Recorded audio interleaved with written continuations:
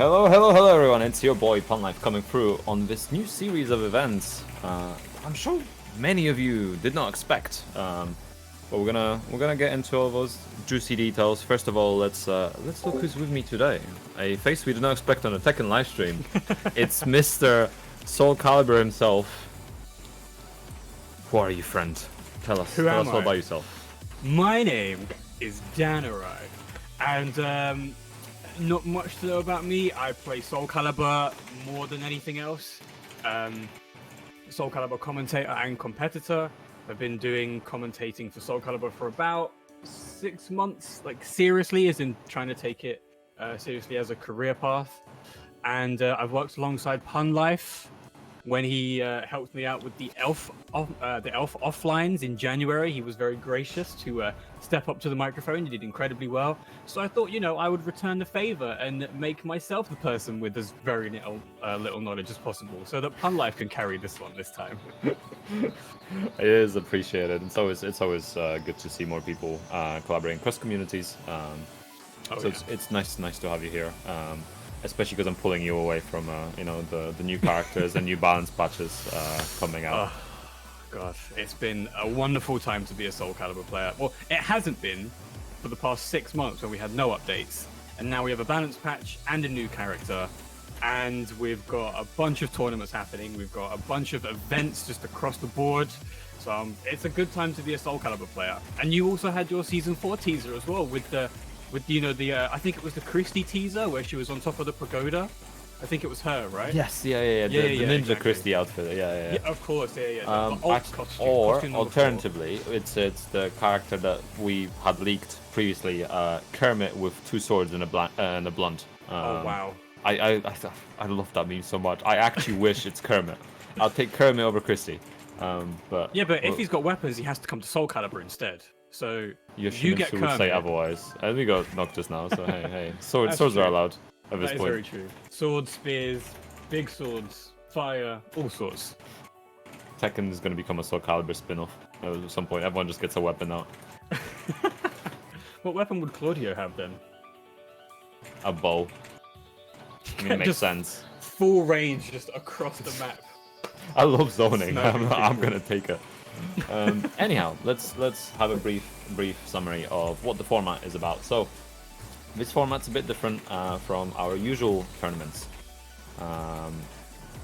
Usually, you get everyone in one bracket, then you let them slay themselves, and a winner eventually comes out.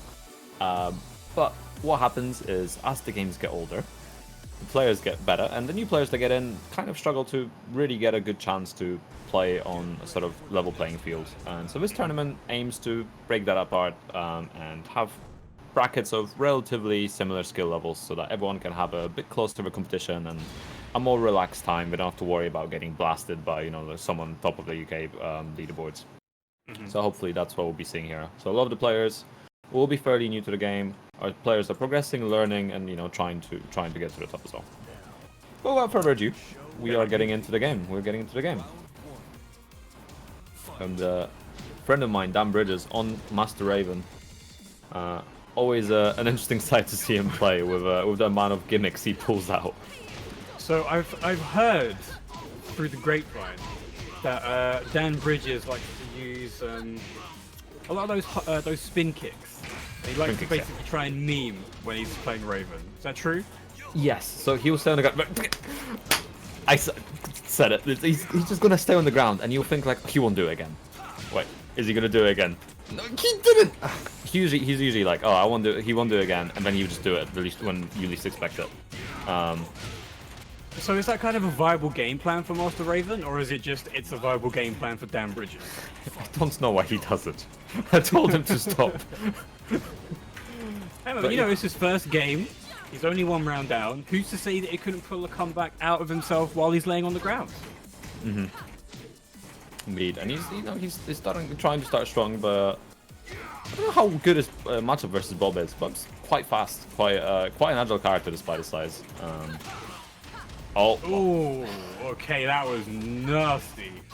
So what Dan has a habit of doing is whiffing things into moves.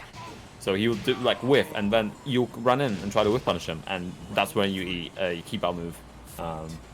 which is it's an interesting way to do things, but it's risky. It's very risky. Nice power crush. This is some crazy wall pressure. Yeah, Master Raven's got some really good damage and actually pretty decent mix-ups at the wall, especially from back turns. So we see Dan utilizing that to his fullest here, really.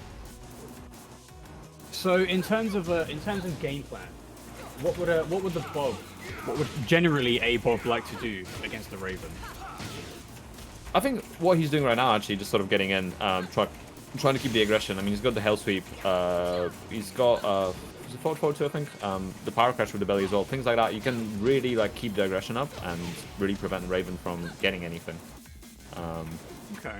And there's like simple things. Nice, beautiful whiff punish. Whiff punishing like that is actually just purely good for this kind of matchup where the player is just pressing a lot of buttons. You're not fully sure how to deal with it. You might not know the frames, but you can just whiff punish quite easily. It seems like a lot of what Dan is doing either seems safe or the Bob is just not punishing correctly. Yeah. Yeah, Master Raven's a bit because it's not as common a pick. He might just not have the knowledge on that. Nice counter. I mean, there's about 400 characters in Tekken, so it's understandable that you won't be able to lap every single situation. Yeah, precisely. But he's staying patient. Like, he didn't press buttons on back turn, which is always a good shot considering Raven's often power crush at that point. And Dan pressing buttons, not waiting for the string to finish or ducking the end of it. Getting caught mashing. Yeah. No, but it was actually quite close a game. Both players were actually being pretty even. Like, we were getting rounds back and forth, getting some interesting things happening from both sides.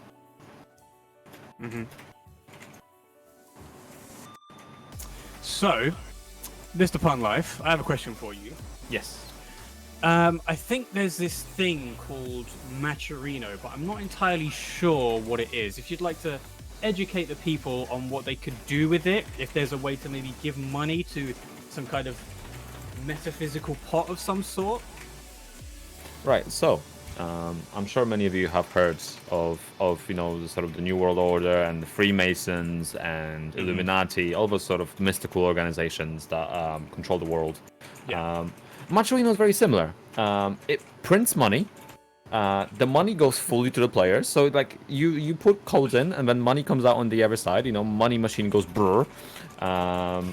All the money goes to the players. It's a way for the community to support its players through simply putting some codes in. So you head to Matcherino. I'll actually make it really easy for you guys by putting the command into our 9bot. So you go to Matcherino with code TNTRule4.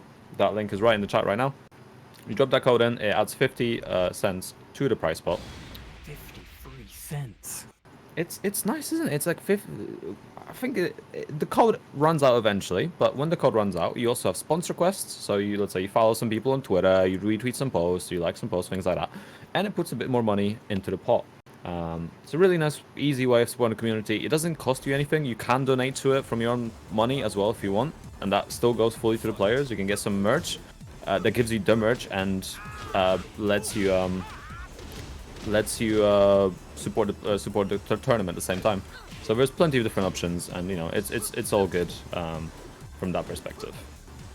So yeah, Lovely. just do it. Just do it. It doesn't take long. Just do it. All it takes is time, and you're already watching a tournament anyway, so you might as well go and do those quests. Yeah, I just realized something. I think I need to contact the TOs quickly. So, Sure. the Bob player won, but I just noticed he's changed character. Ah, yes, he has changed to Lei. I mean, I love Lei. I think he's a great character, but yeah, against the rules, slightly, possibly. Who knows? While you're contacting TOs, I'll try my best to give that Tekken commentary. Oh, damn. So it's... Alright. Down on the hardcore offensive here. Wall pressure for days. Good launch punish, though. God, I love Lei's animation so much. So, fun fact. We actually got some Tekken parts for Soul Calibur Creator Soul. And Lei's jacket is one of them. And it looks so good on Setsuka. You have no idea how good it looks on her. It's sick. So, like, not this jacket, but the one that he has in his base costume for Tekken 7. Oh, that one, yeah. Godlike, yeah. It looks so good. Let's check it out. I didn't buy that DLC because I didn't get the season pass yet. Not that one at least. That the first one. Disappointed. Oh, Yeah, I was waiting for the payday. damn. Okay. The late shenanigans coming through, but I don't think this match will count purely on the fact that so education for people that are a bit newer. If you lose in Tekken, then you're allowed to switch characters or switch stage. If you switch stage, you have to go back to random. If you win, you're stuck with that character. So let's say the bot player won the game. Dan has an option to switch. He doesn't switch. If he gets the game back, then the bot player has a chance to switch because now he lost. So you have to lose to be able to switch. The only exception to this rule is Grand Final reset because that's technically a whole new set. Yep. I think Soul Calibur is basically the same rules as well, isn't it? Exactly the same. Yeah. Yeah. Exactamundo. It's just so that the winning player doesn't get any further advantage by being able to switch characters between games. Between games, yeah. I mean, it's been a fun game to watch. I mean, I love watching good lay players, but yeah, like you said, it's not going to count. Yeah. I mean, it's actually pretty close as well, and I've seen so many shenanigans. Nice whip punish from Dan. I mean, do we count this as a win for Dan because he won? I'll leave it to the TOs to figure that one out. Yeah. Up to them. But it's nice to see such a variation of names. Like I was going through when I was doing some of the seeding. I saw people from University 5 game scene. I saw people from sort of more up north. Tons of people that I haven't seen before. So I had to actually like do some research. You know, I was going through like Smash recent placements and things like that, trying to place people. So it's always really good to see you know, new faces popping up and having fun and enjoying Tekken because. We always on streams we always see like, you know, the experienced people, the people that have been playing for ages, and that's cool. Like I love seeing those players play, but it's good to get some newer faces, some exposure, and you know, shine the light on players that maybe are just starting to learn and still want some time to develop and need that time because it's so difficult to learn this game. Like this game was already complex before. Yeah, Tekken is one of those games where coming from so I used to play Tekken before I got into Soul Calibur, and I was always a Tekken guy, but then from like Tekken 4 onwards, I just wasn't a fan of the series. And then it just got more complicated because they added more and more characters. The movement somewhat changed, but it always kind of kept the core of what it used to be. But then Soul Calibur kind of evolved as well. We had weapons, we have crazy characters. And then when you see the roster between Soul Calibur now and Tekken 7 now, it's night and day. I think we have, when I say we, Soul Calibur has about 26, 27 characters, and Tekken has 40, 45? Something like that. At this point, Tekken 7 has more cards than Tech 2 did, from what I remember. Oh yeah. Or something like that. It's pretty mad. Oh, okay. I love seeing a Steve. So they are counting that as a Dan win then, I guess. Yeah, I'd assume so. So we're 1-1 at this point, yeah. Okay, cool. Nice power crush into the wall pressure. Oh my god, the power crush again. No Dan, the madman. Just slapping Steve across the face into that real wall slap. Oh, back one okay. Nice. Good carry to the wall. From one end of the stage to the other. Good punish. So that spring kick that Raven does, generally is it considered a good idea to do that on Wake Up? I assume it's quite unsafe.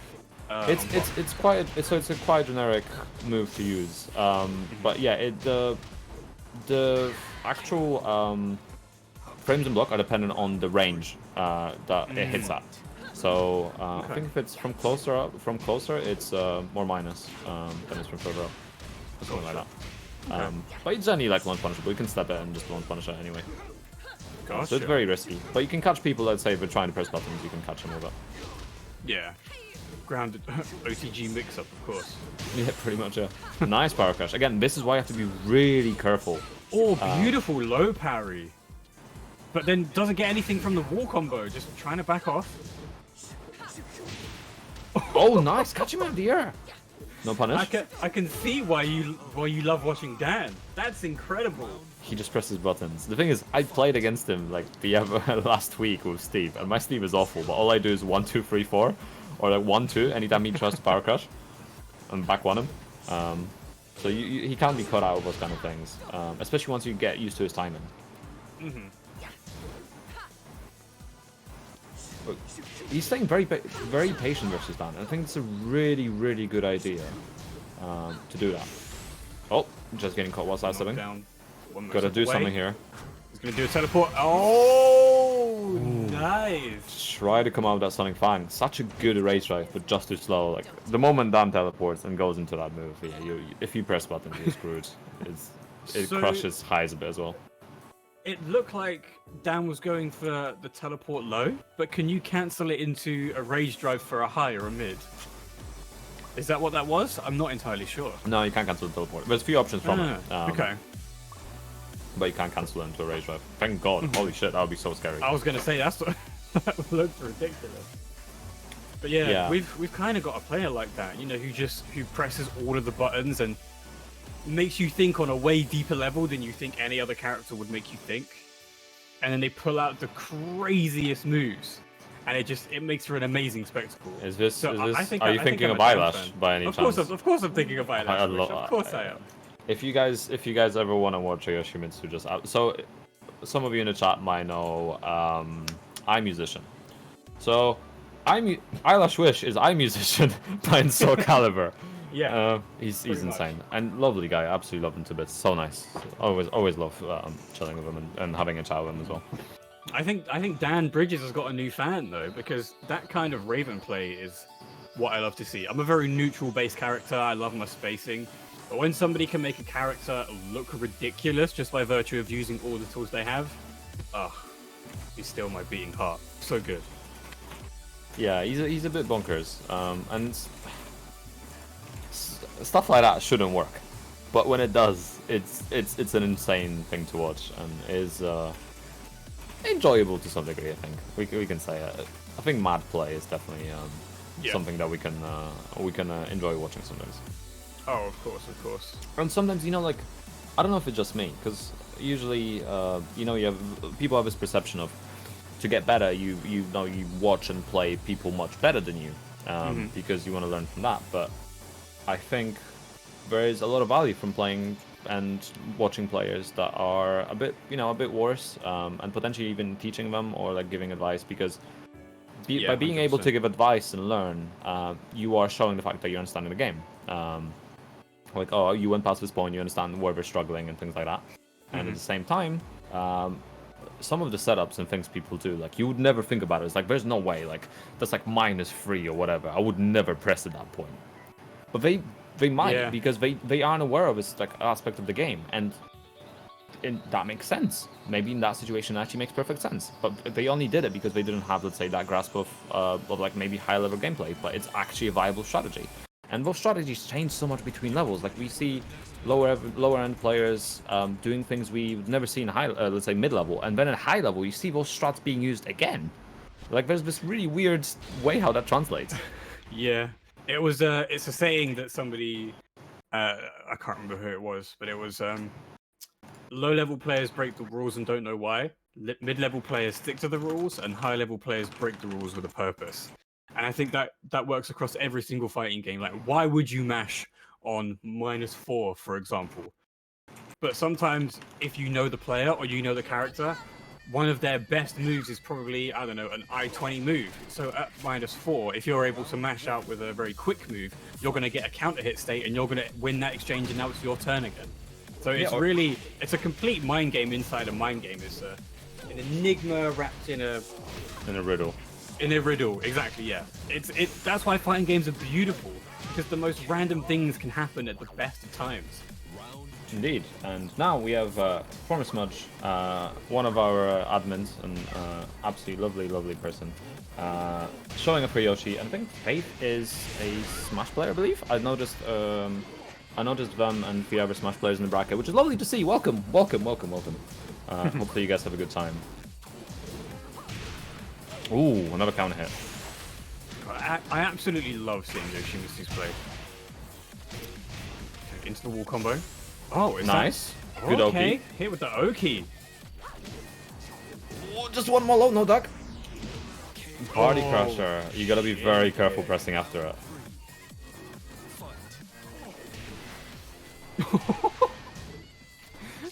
That's a double. Okay, into Nice, the good pressure. carry. Good carry. Yeah. Not hitting the last hit. Nice tech roll from Faeth. That's some beautiful spacing from Smudge though. Absolutely Yeah. godlike. And she's keeping the pressure up, like even on Oki, getting that Oki on wake up. Finishes the string and stays crouching. Faith actually getting some good spacing, like she's backdashing out of moves Smudge is doing. Tries to Superman across the stage. Nice. Good punish into the Good knockdown. Oki. Smudge trying for the flash. She absolutely loves the flash. I'm trying my absolute hardest to not use Soul Calibur notations for stuff because the move that he does from what you would call Indian, we call meditation. When he does a double kick, we'd call that med K, and now it's just. Oh, what a good! That was such a good dunk. Oh, there's the Rager. This is gonna go. Oh, if that hit, dirty. that would have. Oh man, that was a really good reaction. Just not enough health to make it work. Dirty swipe kick across the face just to finish that off. That was a good call on the rage art, but yeah, I mean, disgusting. The spacing like from Faith was actually really good. Like it's, I think that's something I don't see enough from newer players is spacing, just being able to sort of you don't always have to be an offensive. It's really easy to press buttons, but it's really difficult to know how to space and how to defend. So seeing that sort of spacing and then attempting with punishes, even if sometimes you mess up, like that's fine. But you are doing it, you understand what you're trying to do, and it's a really good quality to see. So pretty well done on that actually. It's something that I'm struggling with when I play Tekken as well, because the movement is completely different. So it's good to see people coming from other games, like you say, Faith comes from Smash. It's good to see them adapting to the Tekken style of movement and able to space out really well. I mean, if Smudge hadn't have done Dragonfly, I'm gonna call it Dragonfly K because I think it's Dragonfly or Helicopter. I don't even remember the thing. I usually call it Helicopter myself, but yeah. Yeah, I mean, yeah, terminologies are able to switch between games, and I assume we all know what we're talking about. Yeah, if Smudge hadn't gone for that move, that Rage Art might have hit, and then Faith could have won the round. So yeah, it was a really good option to in that situation, but just out of health. And it's quite impressive as well, considering that like Soul Calibur and Tekken, like we're pretty far apart, but like we're still it's 3D space and yeah, exactly. Tekken's a bit more clunky in movement, but it works more or less in the same way, more or less. Can I just say I absolutely love the rank up logo for this event. It's so good sick. job, Fern. Good job, Fern. GG's, Grim. GG's. But it's to come from Smash and actually space correctly in Tekken. That's quite impressive because we're so far apart in terms of games. Okay, Smudge just full out attacked here. Knows that his opponent is somewhat inexperienced, so he's just going for all of the cheeky Yoshi stuff. Yeah, Smudge is actually quite aggressive as a Yoshi anyhow. Like she really likes to party. I mean, it's a Yoshi trait, I suppose. Of course. But hey, if it works, it works. I mean, I can see that we've got quite a few people in the chat who are saying that they're coming from Smash to Tekken, which I think this kind of event is such a good one. I mean, like you were saying before, completely fresh new players to the Tekken scene, and especially competitive Tekken coming from a 2D game, which is from a Nintendo game where you have, I mean, there's not much more I can say other than these type of events are what make fighting games great. Yeah, I mean, they have a KOF character, we have a KOF character, everyone's welcome, Exactly, everyone's here. Oh, Smudge really going fast. She does not want to let this go. She wants this win. Oh my god, nice spacing. Not getting the kangaroo click. Kick, yeah. There's another cheeky low. And another one into the cancel. Smudge have mercy. Oh, big whiff.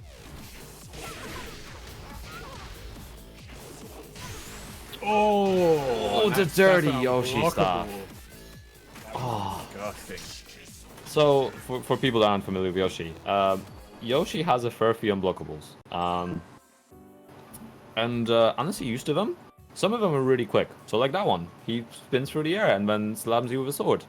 He's got another one where he like pokes you with a thing. His low sweep is unblockable. You cannot block it. You have to launch it or poke him out of it.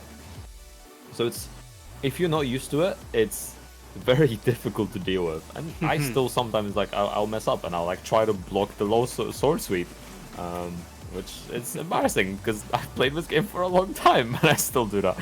I think it's just habit though, right? I mean, if you were to do that stuff 100% of the time, if you were able to step correctly, punish correctly, you'd be in like the top 1% of players. I think we all would. So it's understandable that sometimes that one time I out was of top 10 1% on ranked. What do you mean?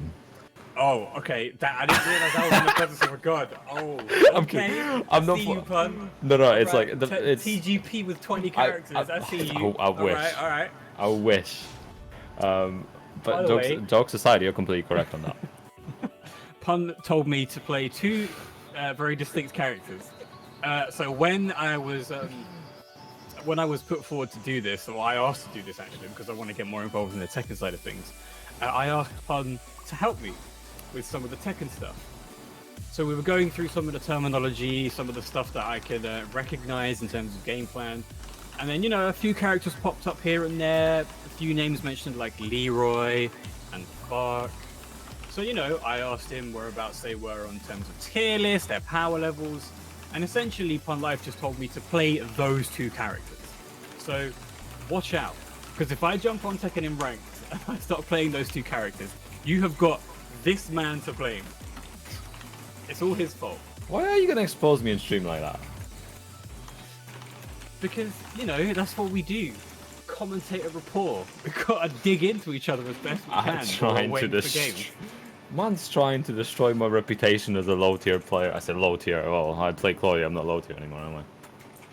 So is that a meme? Because I've heard that Chloe's been low tier, and when I've played Tekken sporadically, Chloe has always been like the gimmicky bad character. Is she actually a good character now? No. No. Okay, fair enough. Chloe's still bad.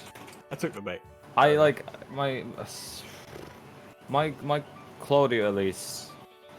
So Claudia was like low mids to tier before, I guess, season 1, and Okay. now he's like high mid, I guess. Like he's strong now. Like I can't complain about it. And I have an unfortunate habit. Like I'll pick a character. So this is completely unfortunate. Like I'll start a new game. I'll pick a character and then I find out it's a top tier. I was like, oh, I like this character. So I picked Phonon in Under Night in Birth. Nice. Yeah. So she got nerfed a bit, but she's still pretty strong. But then I played Enkidu, so like he was fine for a while. He's got buffed recently, so now he's becoming. Yeah. I think in becoming Eunice, strong. I saw Eunice tier list. He was like in his own tier. There was A, B, C, and then Enkidu tier. And then in Yeah. Uniclear, he just got ridiculously buffed, and now he's his own tier at the other end of the tier list.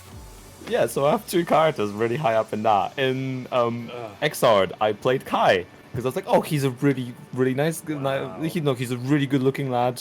He's got an electric sword. His hair goes down when you knock him down. Like, what more could you want? Oh, he's top tier. Then Revelator came out, and I was like, oh, I'll play Johnny a little bit. Johnny looks cool. Oh, Johnny. What do you know? Johnny's top tier. I Top keep tier. picking top tiers by accident. Top tier. It's so like I don't mean to. It makes me look really bad. But what about when Strive comes out?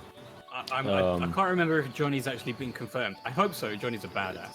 There is a leak that claims that he has. Ooh, But I'm there's al- excited.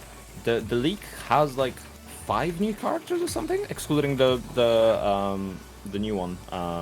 Is it Nagoriyuki? I think. Yeah. I'm so silly. Oh no, it wasn't Johnny. It was Leo and Nagoriyuki, right? That got announced during the round table. Yeah. Yep. So it's interesting. We'll see. I mean, that game might be a good, interesting point for a lot of people because it's a lot simpler. And in some ways, I'm not sure if the way they simplify the game is going to be good for the community, but we'll find out. And it's a really pretty game. So I hope people pick it up and play it. Oh yeah, I was lucky enough to be invited to the closed. Was it the alpha or the beta? Yeah, yeah. Oh my god, it was so much fun. Lobby system, garbage. Awful. Please fix. But the gameplay was, give it to me now. The graphical fidelity of that game, the voice acting, the soundtrack, the animations. Just Arxis are doing it right. Take note, Japanese game devs, they're doing it right. Yeah, I mean, Tekken 7, Dean. Guild to Guild Strife Beta, terrible lobby systems. The latter, no. The former being a terrible game, you know, the lesser of the 3Ds. But, you know, I forgive you for playing this game, pun. It's okay. I don't forgive myself though. Why do I play this game? I don't know. Anyhow, waifu battle. So, Love a waifu battle. so the worst of the Williams sisters. I'm sorry, don't hate me, but Anna's the better one. Damn, they're gonna come after you in chat now. And the vampire waifu, which many people have some interesting opinions about. And she's a very divisive character. I mean, most 2D characters in this game are, but I don't know. I enjoy watching her for the most part. I don't mind playing against her usually as well, unless there's a wall behind me. Then I usually do mind. Just forever pick endless stages. Oh, Relax on a small punish. And Nina is quite a difficult character to deal with for newcomers as well because of her pressure. Like a lot of characters with like insane pressure, like Nina or Hwarang, are quite difficult to deal with because you got to know how to escape that pressure. But I actually starting off strong, keeping the health actually fairly even. Oh, good block punish, but no launch combo. That was a big snake edge. If that hit, that could have been awesome. Good punish. Oh, the steps! Nice Loving the launch. movement. Nice, keeping the combo simple. Oh, nice. There's that carry mix-ups after mix-ups. Good grab. Repositions the character now as well. Really good advantage for her. Ooh. You're gonna throw me, I'm gonna throw you back. Good interrupt again. Oh, big nice punish. Launch. Gotta optimize the combo. Oh, completely whiffed the race. Oh, okay, small punish. Oh, that was incredibly dangerous. It was. It actually was. Good response from Aya though. Nice punish. Ooh. Keeping up the pressure. Orbital hand. RelaxedThunder, pressing all these buttons. Dropping the combo. Oh, again, gotta be very careful with the launch. Oh, and again. And again, another Going low for block the punish. Going for the snake edge. It's such a risky move. It can really pay off. And I think if what Aya could try to do in that sort of situation is perhaps try to condition. So maybe try to use a mid that's a little bit safer. So maybe something like down forward one. You know, do that a couple of times. Maybe do a jab, do something like that, and then when they least expect it, go for the snake edge because they'll be expecting to to deal with a high or a mid, and then they eat a massive launcher. But overall, like it was actually some really good launches from her, and the little it was quite a small combo, but then she went straight into a sweep with Eliza, which was I think it was actually really good option. I think there's something to be said about very straightforward conditioning that you can do because in 3D games you've got high mids and lows. If you can learn your really good safe mid pokes, and you can start to condition, you make even the best players think twice about the things that they do, because they might immediately think, look, if it's a newer player, they're going to go for the snake edges, they're going to go for the hell sweeps, they're going to go for the cheeky lows and the really cheap stuff. But if you as a new player can understand that there's something more to your character than just these really quick lows into combo, and that you have to be able to condition your opponent no matter, just completely regardless of skill level, you'll go really far when you start playing a new fighting game.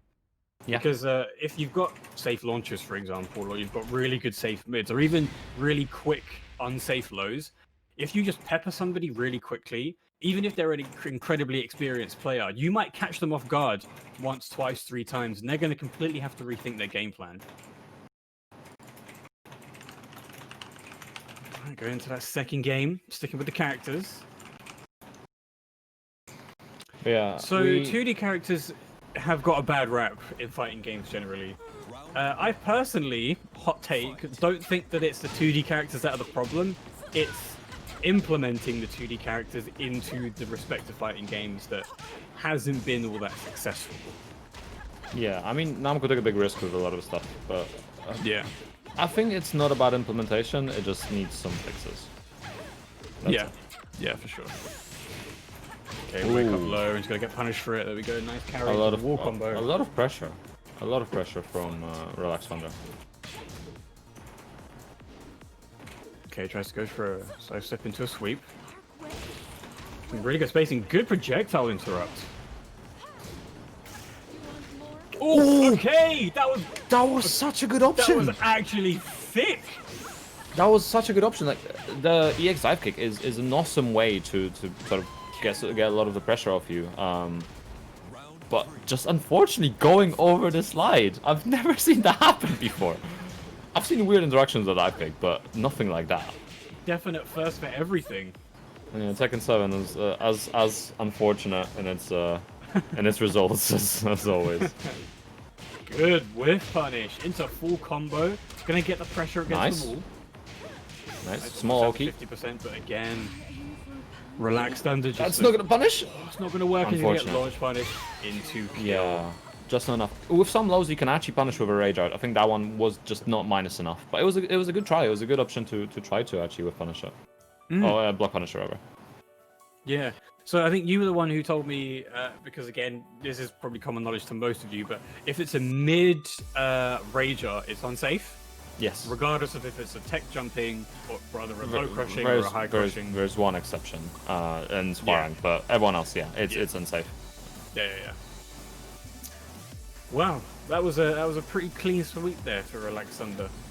Yeah, but I think I was actually putting up a really good fight. So we had some really good with punishes. The EX dive kick was actually such a good option in that situation. Like, you get a low opening in the midst of the pressure, and doing that is one. It's really good keep out. It's completely safe. We're not even close to you. It effectively resets neutral a little bit. So it's a really good option. It's honestly really good call. Just very unfortunate with how Tekken just decided, nope, you're gonna go over. I think what was very important is that Aya was understanding spacing more in that second game. Because they got some really good whiff punishes, especially the whiff punish at the beginning. I think it was middle of the third round where they whiff punished into the carry into wall combo. That's adaptation that you love to see from a newer player. So if they can just keep that up, understand the spacing a bit more, especially for their character, it's over. It's completely over. Yeah, no, that was a really good effort. So big up. Also, while we're on, in between the break, I'm going to run through the format again for anyone new that's joined us. So this tournament seeks to try to unify the field a little bit, sort of make the competition a little bit easier for newer players and split the skill levels a bit more. Because most tournaments, everyone gets thrown in a ball, whoever survives wins, which is great and it's a great spectacle. But it's not great for new players. If you join a game quite late into the cycle, it's difficult to get into, especially a game like Tekken. Like, this is not an easy game, even when you join at the start. Definitely. There's a lot of, legacy knowledge that goes into it. So we try to use Smash GG placement records and things like that to place people into different tiers. So you have level 4, 3, 2, 1. 4 being the lowest, 1 being the highest. So yesterday, multiple people from the staff spent time going through each player's placement history, and if there isn't any, then we usually assume it's level 4 or 3, and then we put them accordingly. If not, someone doesn't have history, then obviously it's impossible for us to place. Things like ranked don't come into account because ranked, 1, you can save scrub things.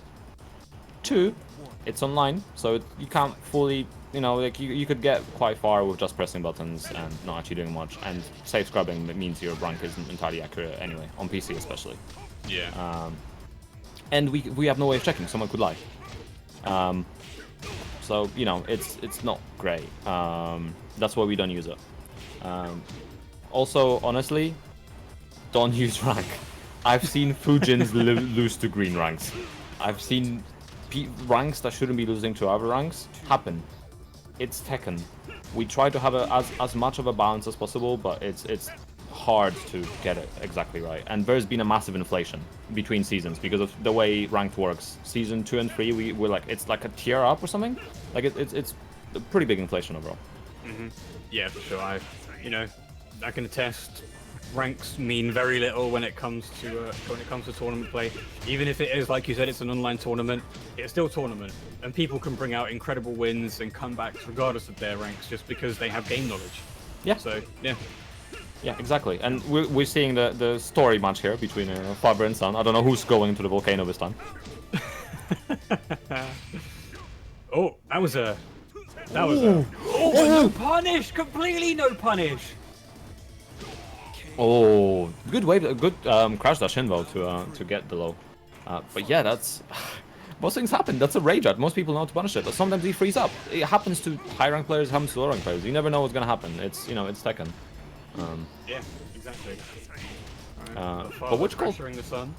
Witchcult getting some interesting things in as well, and it's good to see Heihachi as well. Like, he's such a cool character, but he's the execution barrier is difficult. Oh, the electrics, they're so satisfying to see, let alone land. Nice combo as well. Low wall spot and still managing to get that hell sweep in at the end to finish off. Really good from TKlaus. Immediate start off with an electric. Ooh. No whiff punish. Going for the mix-ups. Nice hell sweep. Good spacing from both here. Oh, the crash dash into the low, and he does it again. He's going to do it one more time. Hitting with the mix-up. Nice. TKlaus staying patient, not pressing buttons. Now it's down back 2. Oh, no punish on forward 4-2. And down back 4, taking it for Kazuya. Nice low poke low. Really good option for Kazuya, honestly. Bringing it back 2 rounds to 2. Who is the better Mishima? The father or the son? Nice Oh, the flip over. pressure. Witchcult really have to answer here. Oh, big down 4-2. Oh, just open combo. That's Drops a combo. This is not going to bode well. It looks like TKlaus has got the momentum here, but it could very easily be switched. Oh, good block punish. I'm not There sure we if that go. was a perfect electric, because he went quite high up. Yeah, that was a... Yeah, that's what I thought, Shertle. Like, that, he went really high up, so perfect electric. For people that that don't know. Normally an electric... So, the normal... Stump. Yeah, because you don't expect to see it, right? It's really high level. I can't do it. I barely do electrics as is. So an electric is a 14 frame move. It's a just frame move, which means you have to press the actual move input and the attack button at the same frame. So it's, you know, it comes out 14 frames. Normally, if you press it, if you're too slow on it, you get 15 frame. Wind God Fist instead. But then whereas Kazuya has a 13 frame alternative where you have to get the whole input, which is forward, and then crouch the QCF input into 1 frame. So if you do down forward 2 on counter hit, and then do that, that's what's known as a perfect electric. Okay. That shit is hard. It is... I don't think I've ever done it. I've One tried of the to. hardest just frames in the game. One of the hardest frames. Yeah, probably. It's definitely one of the harder ones. Like this and sort of Tonjet Up or things like that are generally like seen as some of the hardest things in the game to do. So seeing something like that is crazy. And actually, so I did, I think season 1 or season 2. I went on my PS4 because I started on PC and I went back to PS4 and got Tekken on that. And I was going for green ranks, and I shit you not, I've seen green rank players with some insane execution. Green ranks, yellow ranks, some absolutely mad execution. They're just not fully understanding neutral. Yeah. Because they spend time, they do grind, they make an effort to like actually practice execution. They just might struggle a little bit on the actual neutral. It's crazy. It's absolutely crazy. Welcome to Setsuka, day 2, day 3. That's 100% what it is. Execution out the arse. No concept of what neutral is at all. This is why I play an easy character. I don't have to worry about execution for the most part. Alright, damn, Witchcult on the offensive, pressuring at the wall. Ooh, just missing the whiff punish. Nice down forward. 4-4. Yeah, good old tsunami. Oh, big whiff. no whiff punish because he gets tech crouched. Soul Calibur terms in my Tekken game. Sorry, It's fine. I'm sorry. messing with you. It's fine. It's completely fine. I'm sorry. It's gonna take me a while. It's okay. There was some absolutely beautiful spacing. Great launch that's gonna into a full parry combo. Nice Doesn't combo, get the just wall. dropping the Good end, though. tech out of it though. With the neutral mixes, that's gonna be a trade. Goes into Deburu mode. Oh, beautiful low. Catches him stepping. Great punish. Great into a knockdown. There's going to be the carry. Great pressure. Short range Kamehameha. Damn, are we going to see it perfect? Ooh. No. Beautiful mid punish. Oh, Heihachi making a comeback here. Not letting go. You know, we're talking about bad neutral. This looks like incredible neutral. This is actually pretty good, honestly. Some lacking with punisher, some lacking with punishment, but there is a lot of like the whip punishment and the execution is actually pretty solid.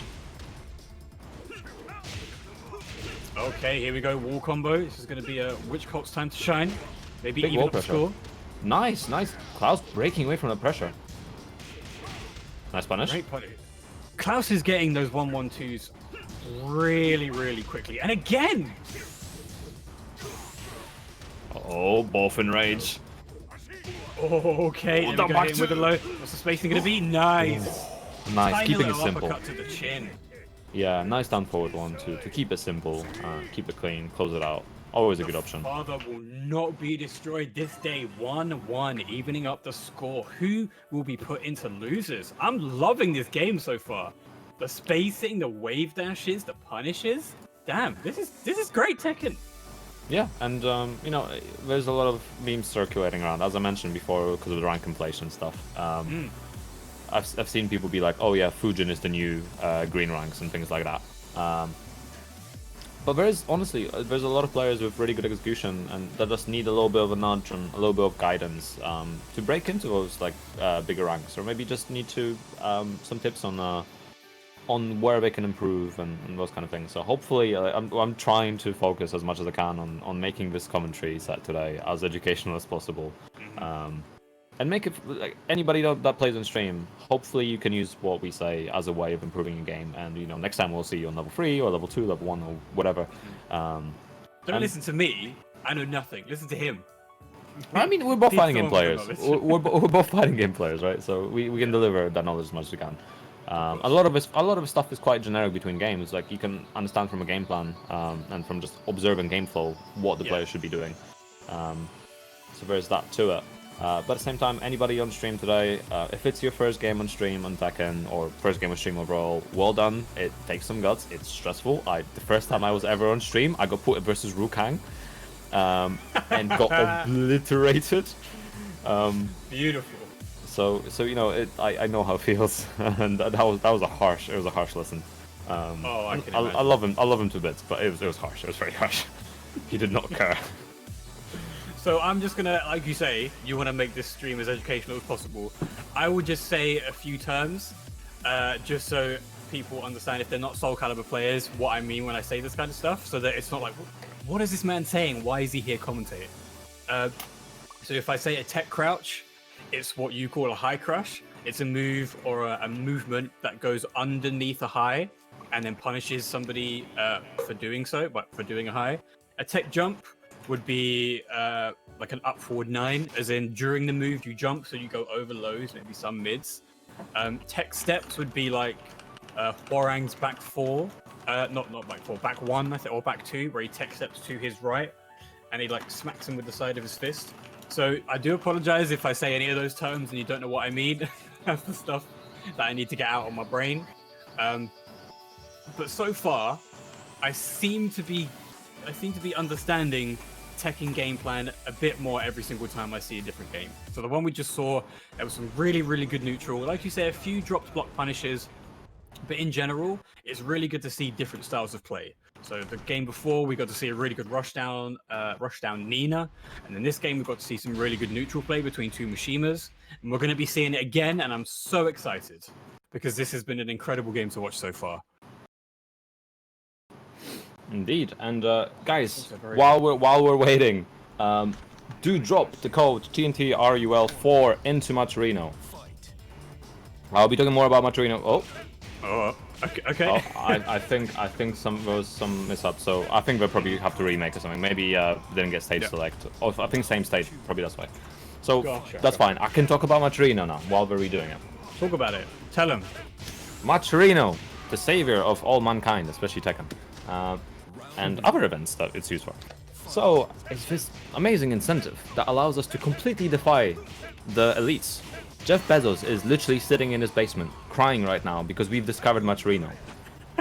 It is an incredible way of getting some money to the players. You throw in a code or you complete some sponsor quests and players get the money. We don't take any cent of it. It all goes directly to the players, go directly to the prize pot. Once we cross $30, then the top 3 get a nice split of the prize. So why not do it? Doesn't take any money. Might as well Why do not? it. Literally. And I think we're gonna get a quick video that explains the format as well from our producer right now. So we will be back in a couple of minutes while the video plays and we remake the lobby. So guys, do watch it. It's a much better way of explaining it than I can probably do. You can visit the Match Arena page for our event and contribute in many different ways. 1. Free coupon. Click Contribute, enter the specified coupon code to contribute a predetermined amount of money to the prize pool. 2. Free sponsor quests. On the right side of the screen are various actions supported by sponsors, including retweets, Twitter follows, surveys, among other things. Click into these boxes to complete the action and add the attached prize contribution to the pool free of charge. 3. Marketplace. Products are available in our marketplace, which also contribute to the fundraising pool. Be sure to check out the variety of apparel and collectibles, as well as other unique items. 4. Donate. Clicking on the Contribute button, you're able to add funds to your Match Arena wallet and then directly contribute them to the fundraiser page. Thanks for supporting your event with Match Arena.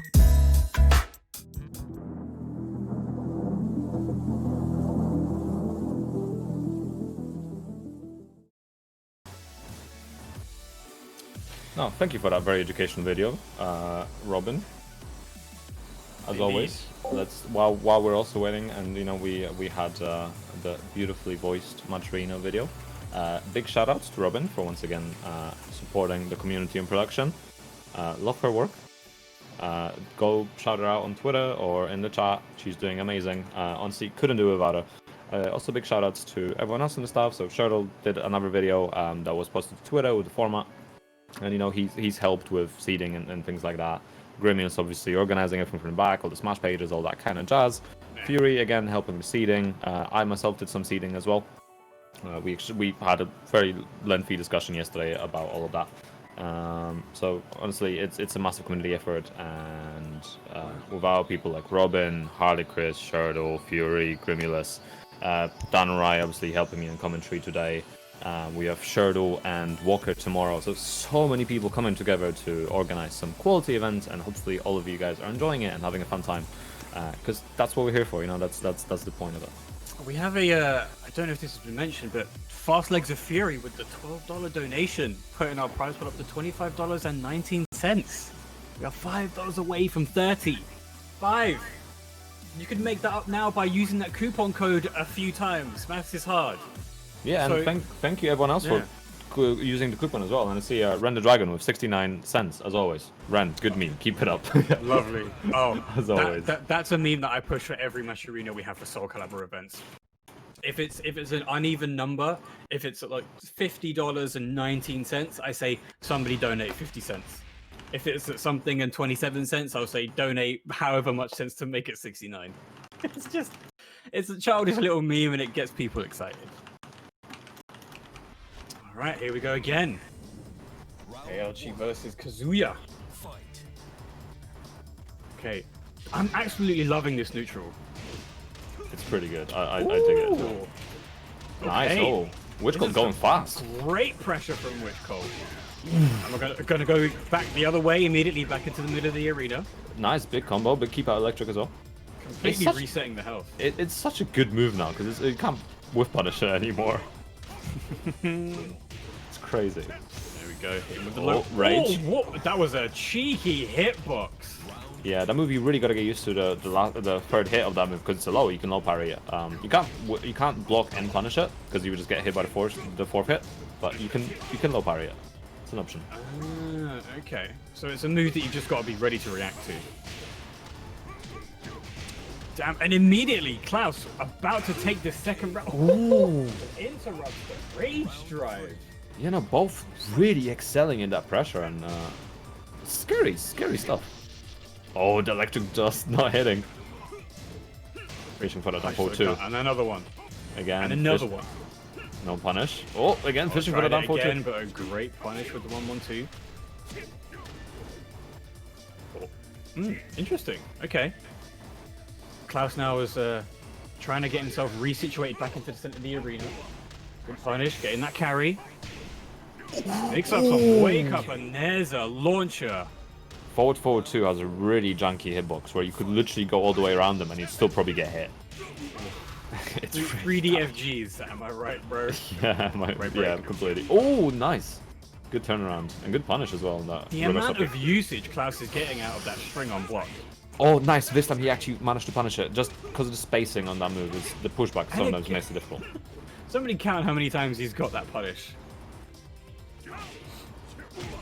So it seems like Klaus is slowing down just a little bit, letting Witchcult tire himself out with all of these all of the movement, all of the punishes, just trying to pressure him. But then he's just staying calm, collected, hitting him with the 1-1-2s, hitting him with the launchers, and then when he's got the opportunity, launching him, taking him across the stage into that wall pressure. Love to see it. Yeah, precisely. I mean, it was actually really tight game. There was so much back and forth. We saw electrics. We saw a perfect electric as well. I'm impressed. And honestly, I think everyone has been on stream today. Like, with every single person that played, I could find something like a good quality that I had. So it's nice to see, because I think that's quite an interesting. There's lots of metrics that we can measure players by, and I don't know if you've ever seen the sort of the Street Fighter, the radio chart they have on SF5, where it shows like, oh, this is aggressiveness with punishment and stuff like that. Yes, I have. Things like that are actually really cool. Because you could see like, oh, this person's good at with punishment, and so every single person had like another thing that they were good at, so something they can specialize in. And some things make it a bit easier to climb through ranked and tournaments with. Some of them are a bit harder. Like if you have good offense, then you can eat a lot of people really quickly. But if you already understand how to space and how to with punish, then you can counter that kind of player. And a lot of this comes down like, a lot of those people are. Sorry, I'm talking way too much. No, go for it.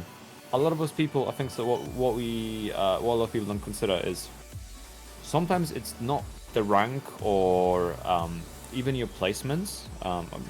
Both will always matter to some degree, but it's how you play. A lot of people can counter each other. Yeah.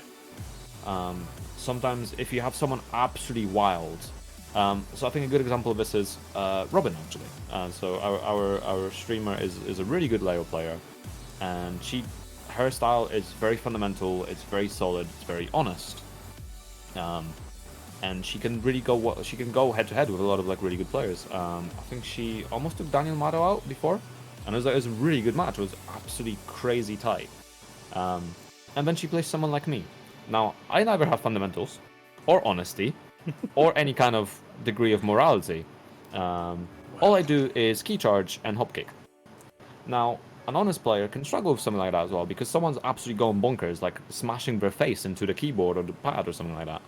It makes it really difficult to deal with, and that's just my style. Like, I'll still say she's the better player overall, and her placements, I think, are around about same as mine, or higher in some cases. But I just mash my style counters hers. It's very interesting how those things intervene, and I think it's something that people don't consider often.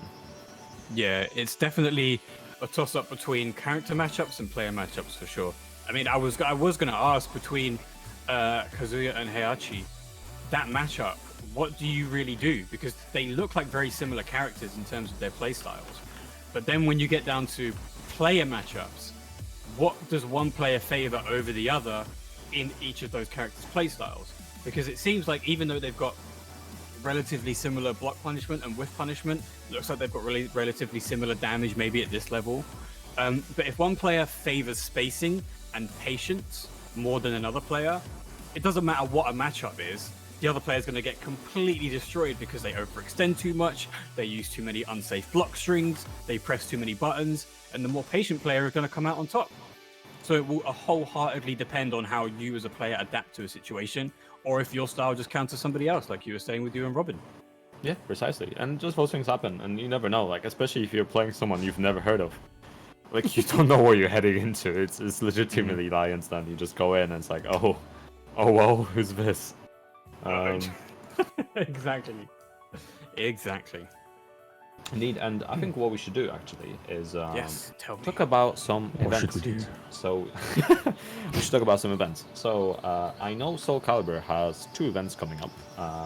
One is the Royal Rumble, That's coming up, I believe, on the 22nd of August, if I remember correctly. 22nd of August, you are correct, sir. And would you like to explain what a Royal Rumble is to viewers that may not know? So, a Royal Rumble is basically what it says on the tin, as you would see in a WWE Royal Rumble match. One player enters, another one enters, and it's, I believe, a first to one. The one who gets beaten is out, and the other person stays on and has to go through everybody else. And if they continue to succeed, they win. But the twist is, if they get through 29 people out of the 30, and the 30th person comes in and beats them, they win that Royal Rumble. So you could literally have some absolute god, I'm going to throw names down, someone like Andy Rue, for example, an absolute beast in the Soul Calibur scene, runs through 29 people, and then somebody who's never played Soul Calibur before jumps in and manages to beat him, he wins the Royal Rumble. And that is one of the hypest formats I think I've ever heard of, and I absolutely cannot wait to see it.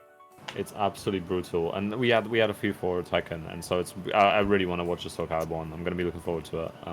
Oh yes, please do come along. It's I'll be in the chat, being a demon as always. But that's one event, and then I believe there is another event that you mentioned to me previously as well.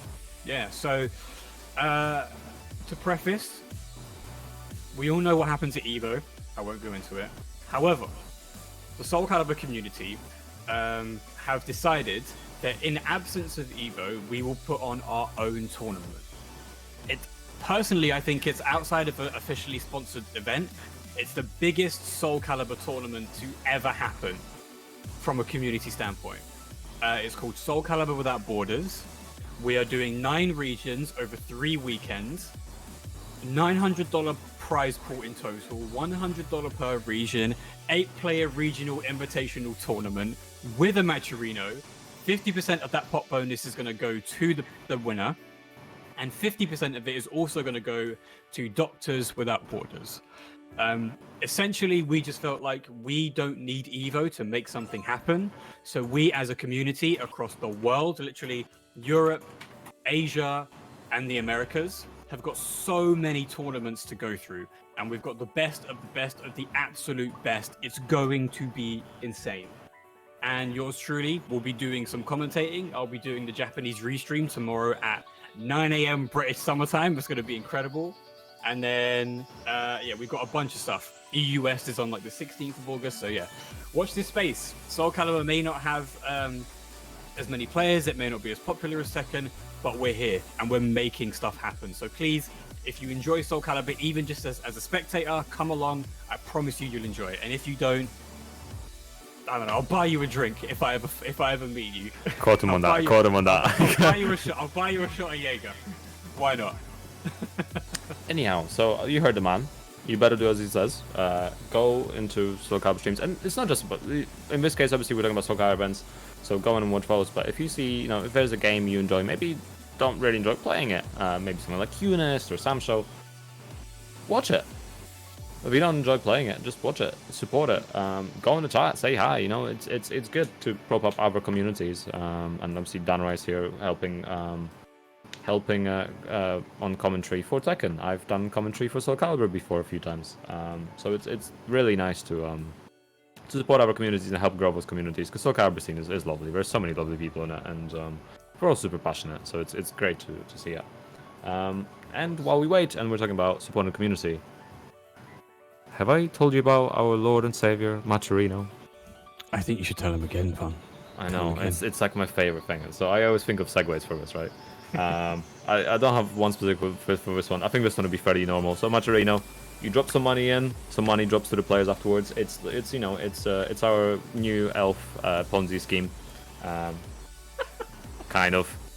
Not really a Ponzi scheme, but close enough. Before you did great promotion, and now you're turning people away. Yeah. Backtrack very quickly. Pretty much. But so you dropped called TNT RUL4 for today's event.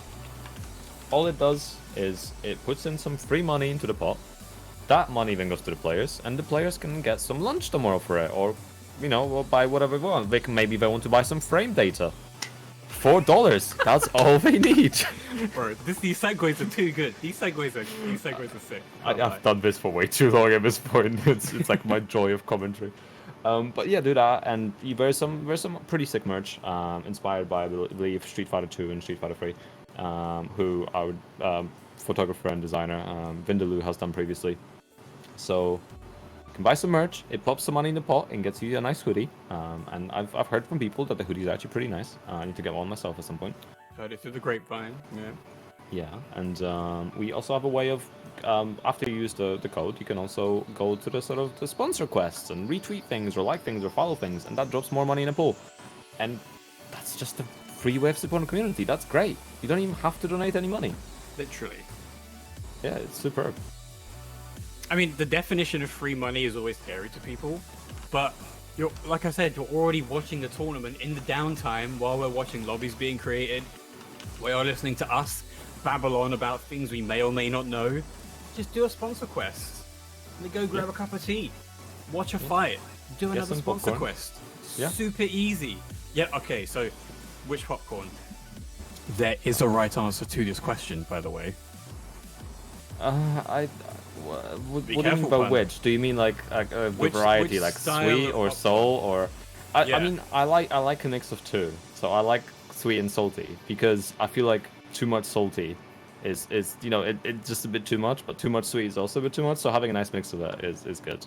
Correct answer. Pass the test. I'm already salty enough as is. Like I don't need any more salt at this point, you know. I think being a fighting game player, you have to be born in it. Yeah, we have someone eating salty popcorn. Yeah, go for it. Popcorn's great, and it's a great snack for fighting game. Oh yes. So for Tekken 7, the lobby system seems very similar to the Soul Calibur one, but I think you also get to do tournaments as well, right? As in you can like run little mini tournaments and stuff. Yeah, but like first to ones. Is it only first to ones? Yeah. And if the host leaves the tournament collapses and it just kicks everyone out. Oh wow! All right. It's a cool feature that they didn't think through very well. Oh man, I would love that kind of stuff implemented. Like if you could do your literally own mini tournaments without having to put up a Smash page, you just have an open 8-player bracket tournament. That'd be great. All I want from Soul Calibur lobbies that should be brought to Tekken. I have no idea why it hasn't been. I just want a way to take yourself out of queue and spectate. Why isn't that in Tekken? Soul Calibur has it. Set yourself to a way, sit there forever, spectate a match, sit there and commentate, or whatever you want to do. It's a great feature. I have to agree. All right, so we got a Nina versus a Noctis. So again, a character that I wasn't entirely confident that would fit into Tekken, but I have to admit, Noctis has fit in really well with the aesthetic and the gameplay of Tekken. Yeah, I never thought I'd say that. Cool. Yeah, and even I guess his warp strike is actually decent. I mean, I feel like it's a bit too safe, but it is what it is. And it's interesting to see another Nina as well. I don't see many Ninas. Nina's a pretty complicated character, right? Like, oh no way! That was ridiculous reaction speed. Is Nina dead? No. Oh! That's alive. We call that Okubo's magic pixel. That was sick! That was disgusting! Oh, let's go! That was so sick. No, why are we allowing Fujins into this? They're clearly disgusting. Man. Okay. But yeah, you're saying, Nina has a bit of an execution barrier on like especially higher end, but you can still get away with like sort of not doing all the high end stuff and still having some good pressure. You just miss out on some damage. Oh, nice break. Okay, good break. So you say Warp Strike is too safe, but how? It's completely safe. It's -9. Oh no, we pressed. You did it. That's still alive. That's still alive. Yeah. It's gonna be a hefty bit of damage still, but one more mix. We gotta see it again. Blast range. Oh, okay, nice. Fishing for the photo. This is so close. Warp Strike is actually completely safe. It's not block punishment. Yeah, -9. Oh wow. You can sidestep it. That's a bit like you can't really if you're already sidestepping when it probably won't hit, but you can't really sidestep a reaction. Oh, of course. Yeah, makes sense. Oh, good bait. Nice cancel. Great spacing from both here. Oh, and there's the warp strike. No dark. Okay. Ooh, catching the neutral jump. Good sweep. And another one. Just the space. It looks like Oh. I was literally about to say it looks like the spacing is purely for those whiff punishes with warp strikes. Yeah, just keeping out. And the thing is, like, so Spicy. I see people pointing out ranks and things. There is a rank discrepancy. So wait, Savior Overlords, Genbu, Seryu, Yako, Seryu, Suzaku, was it, I think? Mhm. And then there's like another 3 ranks or something. Mhm. You say that, so there's like 6 or 9 ranks even difference then. For every single one of those games went to like rage and could have swung either way. Mhm. It really could have went either way. It just seemed like, as a Noctis, your game plan really is to hit those whiff punish warp strikes, but while you're in close range as well, unless you're going to get block punished, you can just really mash buttons, like a lot. Yeah, and the thing is, a lot of people, like, some people just choose not to play ranked. Like, Robin doesn't really play ranked. She's a lower rank than that Noctis, but she is considered to be, you know, one of the strongest layers in UK. After Eddie and such, obviously Eddie plays an insane amount, but Yeah. I think in a lot of stuff, like, I think Season 1, maybe ranks were a bit better indicator because there was no rank inflation and is a bit different, you know, as you could sort of more or less get an idea of it. I think if there's a new patch coming in that meant to revamp online a bit and it's meant to add prowess, so it's called like Tekken prowess. Yeah, I saw the little the indicator at the If top. It's like going that above is the actually stats. MMR, if that's MMR, then MMR matchmaking, yeah. Could maybe be. then we can judge by MMR perhaps. Maybe that will make sense, but I don't know. It's difficult to tell. It's gonna be interesting to see how it works. If the MMR is stored locally, then we're screwed anyway. Well, I was gonna say, like MMR, yeah. If it's not well implemented MMR, like some FPSs out there, you can get some really skewed matches. But Yeah. you know, it's a ranked environment.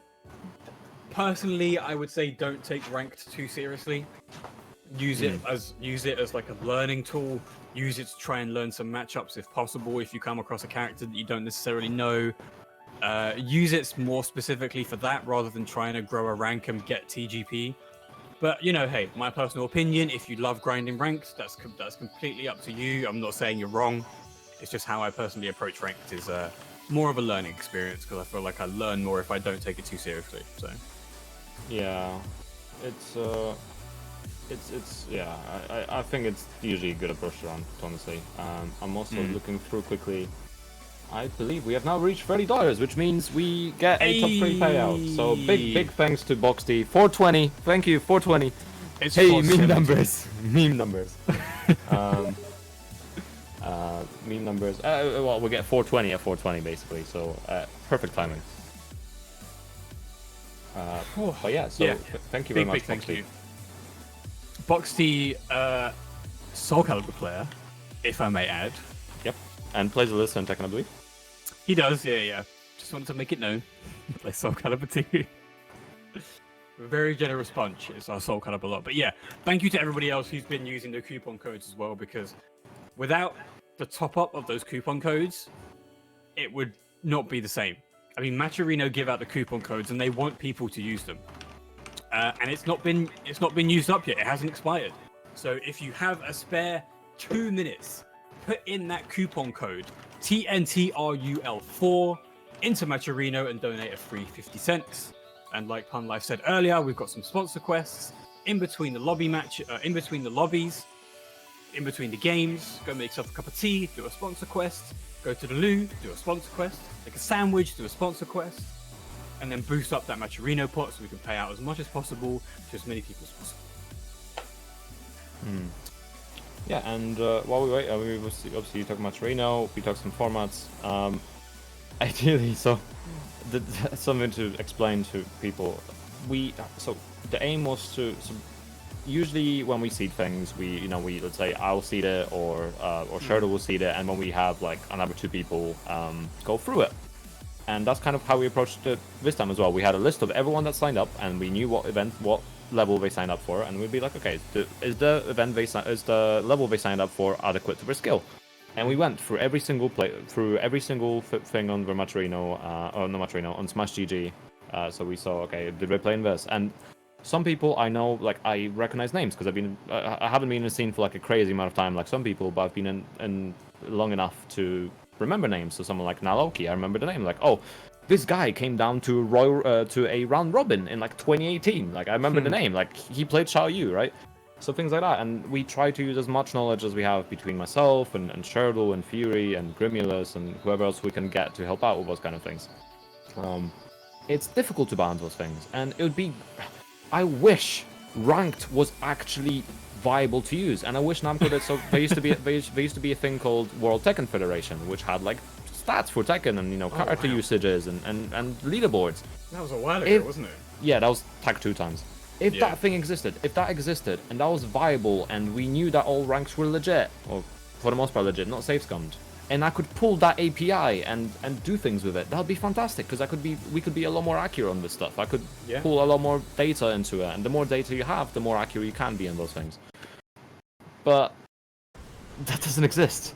All we can go for is the collective knowledge we have and the placements from Smash GG. That's the reliable data we have. Yeah. And so that's what we go with. And if it's really difficult, and sometimes we'll get it wrong, and it'll be difficult because people don't. Sometimes you get a killer that never turned up offline, and turns out, oh my god, we got a murder and like level 3 or level 4 or level 2.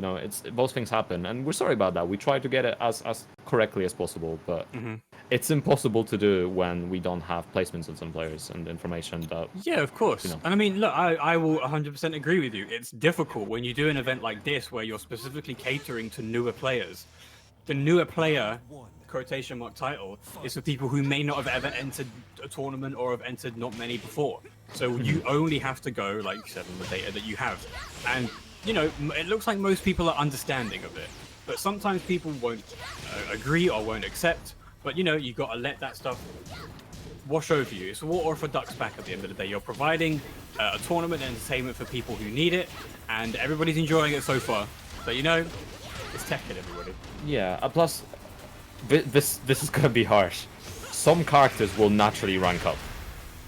High-pressure characters that are difficult to deal with, will rank up really easily. That doesn't necessarily mean you belong at that level. It just means that people generally have struggled to develop against that character.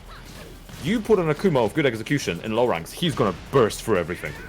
People won't be used to it, because it's a difficult character to deal with. Like, you need specific character knowledge to deal with it. Yeah. And that happens. It's true. But we have a character who seems to be universally hated, a Hwoarang, who I personally absolutely love. He's a character that I've kind of picked up in Tekken 7 because I love his style. I'm a maxi player in Soul Calibur because I love the kind of the execution barrier, but also the stance dancing, the pressure. I love that stuff. And seeing a good Hwo is just gets me feeling some type of way, pun. Gets me feeling some type of way. It's a character, like it's one of the characters that I would say that where you can really steamroll people for ranked. I should know. I played Hwo. But it's first-hand experience. It's difficult to deal with them. Like if no one teaches you, or you have no like way of learning it, then it's really difficult. Like, how do you escape this pressure? You just eat everything and then get counter hit. And it's not easy ranks, but it's easier way to play around that sort of offense. Yeah, of course. Right now, Guub, is that how you say his name? Their name? Guub? I believe so, yeah. Guub. Completely dominating against this Alyssa. Oh, beautiful low parry. We're going to see a wall combo. Nobody drops it. Okay. Momentum shift, possibly. Ooh, how did he turn around? Oh my god. Harada, please. Oh, and hits it with the low. Beautiful. Evening up that life. Beautiful. That was a great comeback.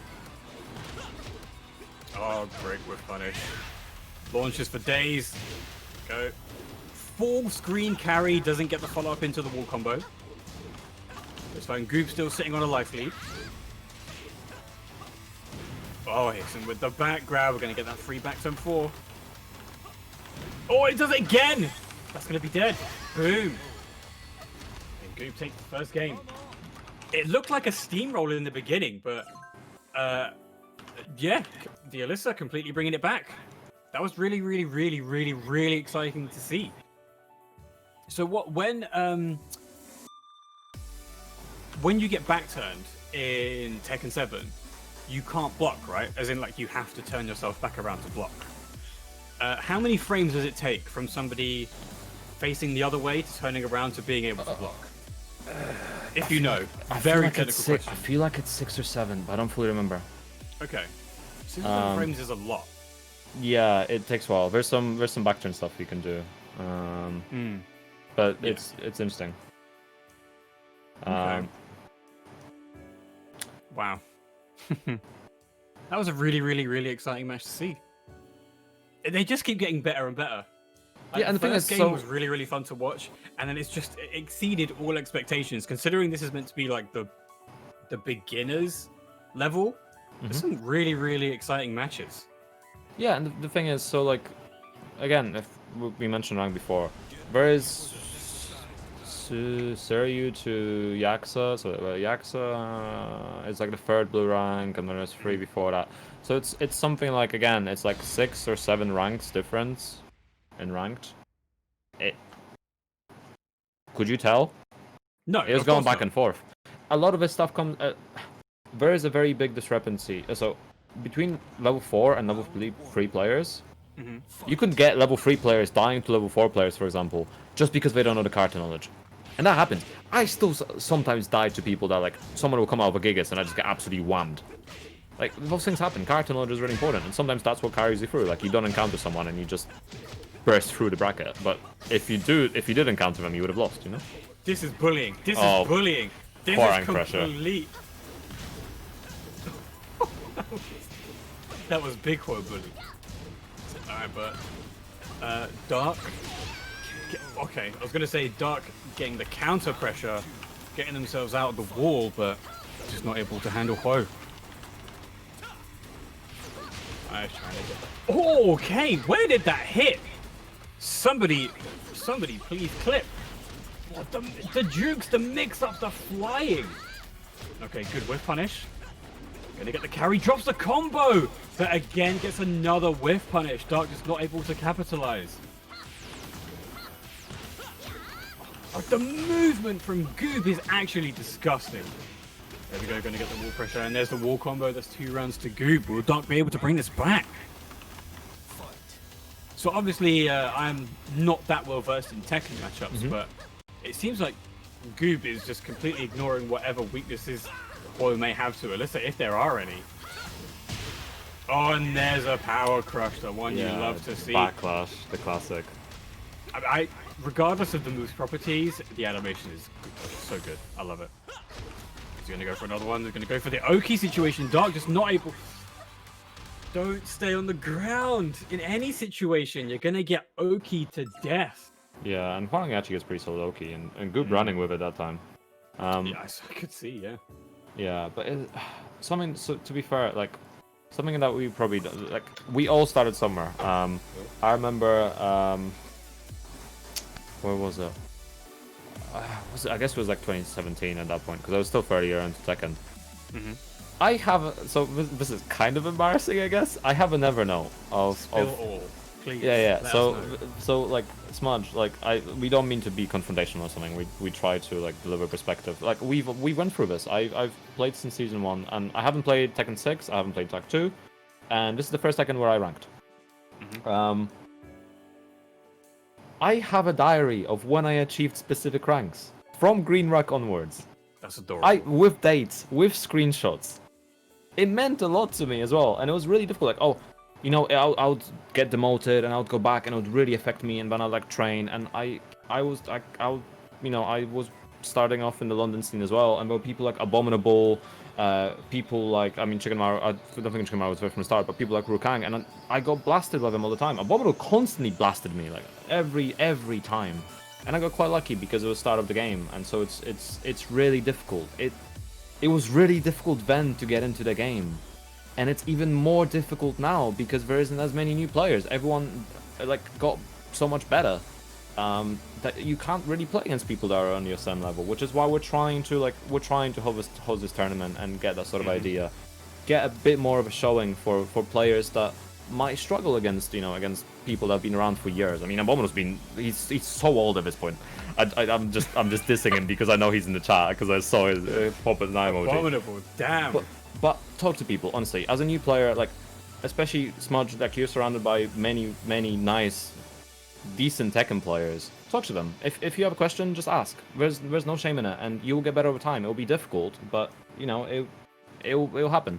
Also, don't worry about top 8. I haven't got a top 8 in a London tournament until this year, I think. And that's because either Sync or Sin didn't turn up. Something like that. Yeah, but legitimately. I mean, look, you can always go back and say, this person wasn't here, that person wasn't here. Yeah. But a very similar thing happened to me early this year as well. So I went to NFC. I was there with literally some of the best players in the UK. And Carp got... I'm saying it like you know who these people are. But one of the best players in the UK, one of the best Ivy players, got knocked out in a round before I did. So I never had to fight him. And if I did, I certainly would have lost. But you definitely can't say that an achievement like a top 8 wasn't deserved because a certain player wasn't there because you would have lost to them. Or that you would have drowned in pools. Or, X, Y, Z. Because as a player, you grow every single day, regardless of whether you see it or not. One day you may have a really bad day on ranked, or you'll have a really bad tournament where you're making all the bad decisions. But then, like you say, this year you get a top 8, which means regardless of who came to that tournament, you placed well because you did well. And with people who are coming to this tournament, the aim is to get them to a place where they're comfortable rejoining tournaments in the future. When you do your TNTs, with regardless whether they want to even stick to Tekken, if they feel comfortable even picking up a different game and entering a tournament, that's the aim. Because tournaments and communities are made by people who go 0-2, and that's just a fact. And when they come back and they get stronger, they integrate themselves in the community. That's what you love to see. I'm gonna stop talking now because I feel like I'm babbling on and nobody's understanding what I'm saying. No, it's you're spot on. I agree with a lot of your points, and it's good to get your perspective as well because obviously you trying to learn Tekken a bit. You've played Soul Calibur for ages, so it's good to get a perspective, and it's just a good discussion to have. And I'm loving the chat interaction. So guys, keep it up. Thank you very much for tuning in. For sure. Right, so we're getting another game from Klaus, and I'm trying not to butcher this Noctis's name. So if you could help me with it. I mean, I'm not sure. Ygamba? Ygamba? I'm not sure. I'm super sorry about any butcherings. Okay, well, Klaus doing, like I was saying in his previous games, doing so much work with those 1-1-2s on the punish. Oh, almost. The 4-4-2 it recovers sort of crouching as it's coming through from the roll, so the electrics are high, that's why, but still nice low power. Big damage. Situation. Okay. He got the blue sparks, but oh no, like this. Gamba actually seems to be the god of these rage art. The perfect placement every single time. Good low block, no punish. Okay. Probably just wasn't ready for it, one of those twitch ducks. Okay, beautiful spacing from both here. Oh, the tech jump over the low into a full combo, but he drops it! He absolutely drops it, there we go. Klaus answering back. Oh, another red electric. Full combo gonna get the wall here, what's the Oki gonna be? Trying to back off, bait him out. Oh, good. Okay, down back two. Oh! Going underneath the kick and just whammed him. Two cheeky lows. Now backing off, wants to create that space. Klaus, incredibly patient. Ooh. So forward 4-2 is really hard to punish, and he was just waiting for him to run in and just gave him the 1+2. Great load usage from Klaus. Gamba's gonna have to pull something out real hard. Oh, and there's another one, a whiff punish. Damage. That carry. Oh, big whip, still gets the final hit of it. 1-1-2, both in rage. Okay, wow, good Oki. I was gonna say we're gonna see another rage art from Gamba. I was feeling it in the air, but no, it just wasn't able to take advantage enough. Oh, no punish. Oh, that's a small punish. That counts. Could have been a launch, but it's something. Again, And flash again, punch. TKlaus playing a very solid game. Yeah, keeping it simple. Yeah. Sometimes even if you can't get the the meaty punish, at least some punish is better than nothing. Oh yeah, for sure. Oh, that's oh, you can actually get a combo ending in a teleport. Okay, that was sick. Oh no! With the first punch rift! Because it goes underneath. Yeah, the recovery. Recovered crouching, yeah. Okay, so TKlaus is looking pretty. No, that's gonna get punished. There we go.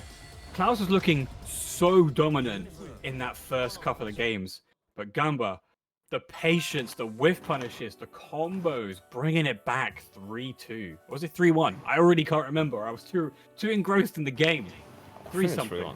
I think it was 3-1. But oh damn, TKlaus actually putting up really solid pressure. Just I think the thing is Heihachi is really difficult to block punish with. So from crouch, his launch is electric, so you have to crouch cancel electric. Okay, yeah. Which isn't easy. It's quite difficult. Which is why someone like Kazuya is a bit easier because he just gets while standing 1-2. Or he can still electric if he wants, so or while standing 2. So he's got options that are a bit easier. Whereas with Heihachi, it's not particularly easy. You're just kind of stuck with. Oh, thank you. Wait, is this mine? Is it? You bought it yesterday. No, I didn't. Yeah, Pun. Is it yours? I drank my one. This is someone else's. Just stealing water now. It's not even water. It's aloe vera. Well, Aloe vera water is beautiful. I already had some actually. I had pomegranate flavor earlier. Sponsored by aloe vera drink. Aloe. Oh god, don't do that. Then we'll kill you. Yeah. Anyway, do you know what you guys should sponsor? No, you go. This is more important. This is you know what you guys should sponsor? You guys should sponsor Maturino by dropping the code TNTRUL4 into the mix. Sponsor it. Do it now. Apparently, if you do it, Eternal Riches and Tekken God Prime will come to you. Exactly. I can't confirm. It's a bit like those those advertisements about hair loss and like, oh, use this in 2 weeks time, you will have a massive like. Yep. Uh-oh. I heard that. Anybody else hear that? Oh god. Oh god. Oh, that's beautiful. Wait. Oh man. Let me hold that for you. The immediate derailment. I love it. Oh, beautiful whiff punish. Are we gonna see a kill from this combo here? No. I feel like I need to explain what just happened. Please do, because we heard a noise and then we heard you turn. So Ramune, the drinks with the ball at the top, the Japanese sodas. Yeah. So Charlie's never had one before, and she just opened it and it just completely fucking exploded. All over the floor. Beautiful. Love it. Oh man. Okay. Right, I'll be right back. I'll let you quickly do that. I'll be right back. Sounds good. So end of stages, something we don't really have in Soul Calibur, so a really good thing to see, especially when you've got two very good solid neutral players with TKlaus and Ygamba. Oh, okay, creating as much space as possible. Both going for as many hard reads as they can. This is really good spacing. Oh, TKlaus is getting caught. Not dead though. This is going to be close, and he gets him with the low. Round 3. TKlaus 1 round away from taking this set.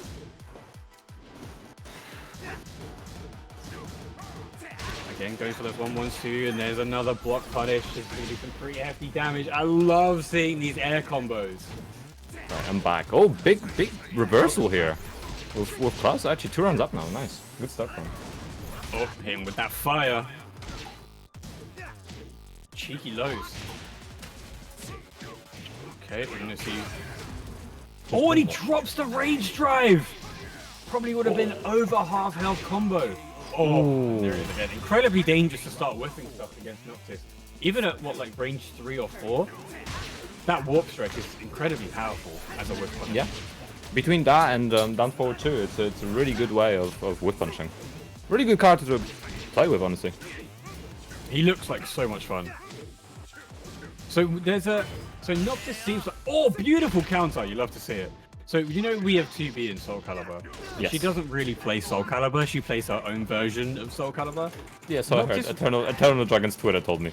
Oh yes, Eternal Dragon absolutely hates her. Is that? It doesn't look that similar with Noctis. Like it looks like he plays a very Tekken game. Aside from Warp Strike, as I say that. Yeah. He looks like he has very solid Tekken fundamentals. Yeah, for the most part. He's not like super insanely great. Like he's a pretty solid character now. He was a lot weaker before.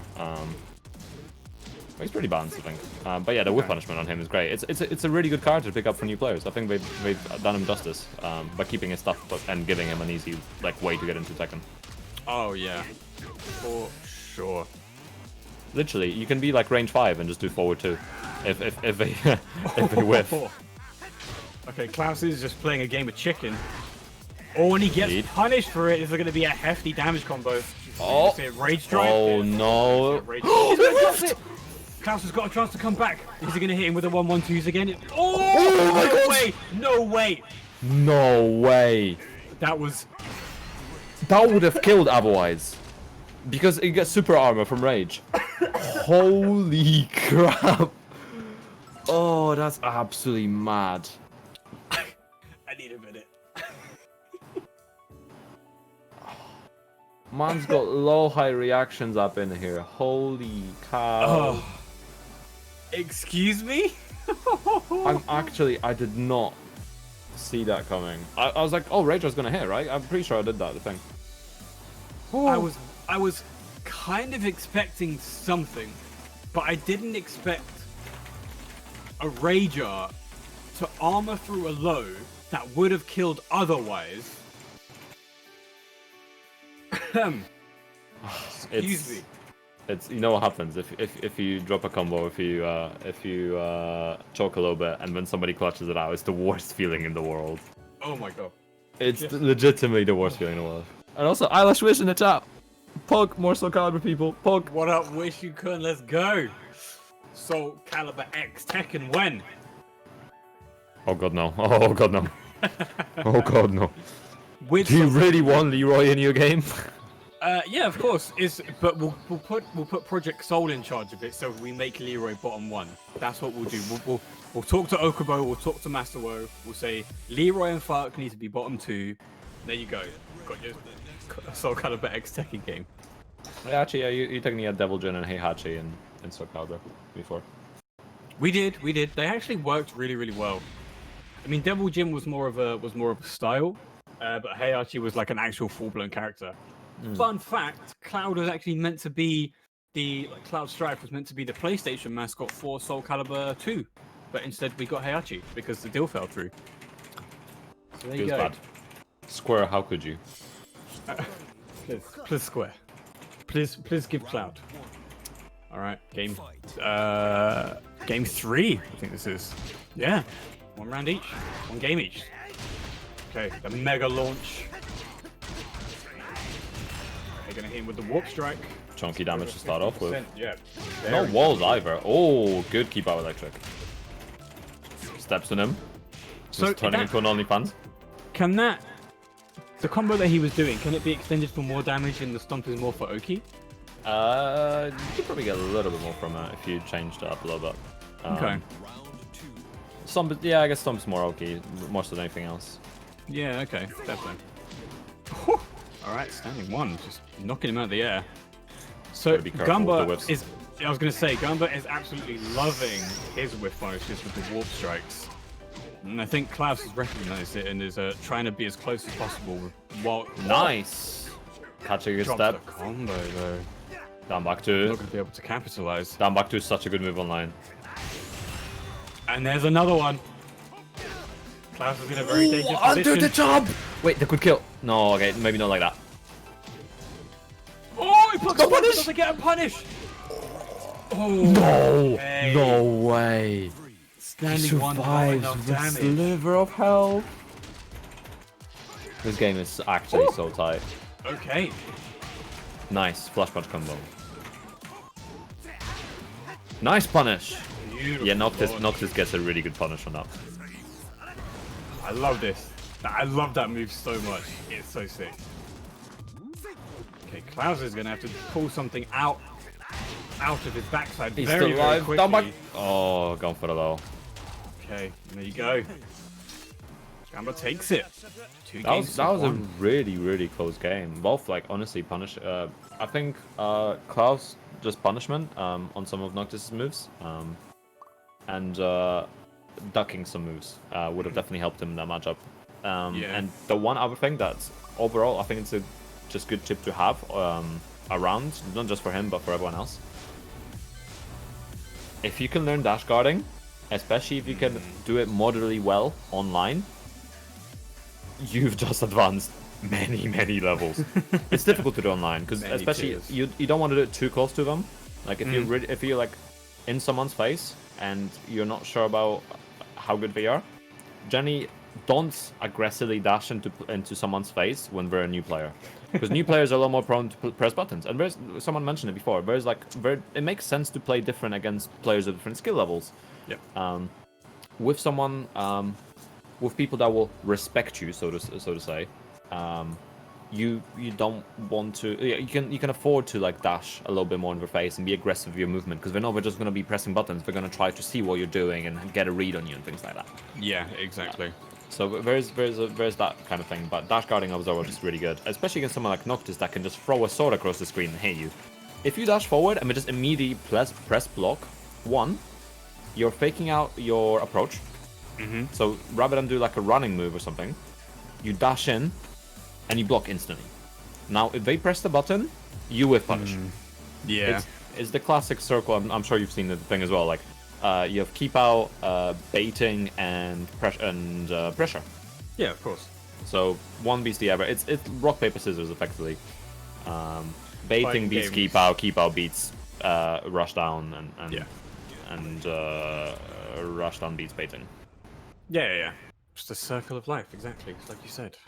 Yeah, it's not many people talk about it, but it's actually it's pretty core to a lot of stuff. And actually, this would be interesting because we have both high pressure characters.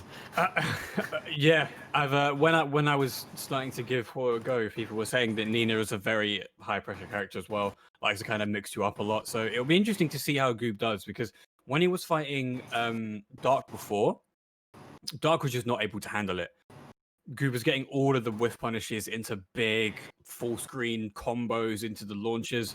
I think at one point Guub dropped a combo, stepped, and whiff punished again. So it'll be interesting to see how he deals with another high pressure character. Yeah, it'll definitely be interesting. Oh! Backlash to start off. Beautiful damage coming right off the bat. Okay, I need to take some tips from this. Nice one into the backlash. Oh, here we go. Combo potential.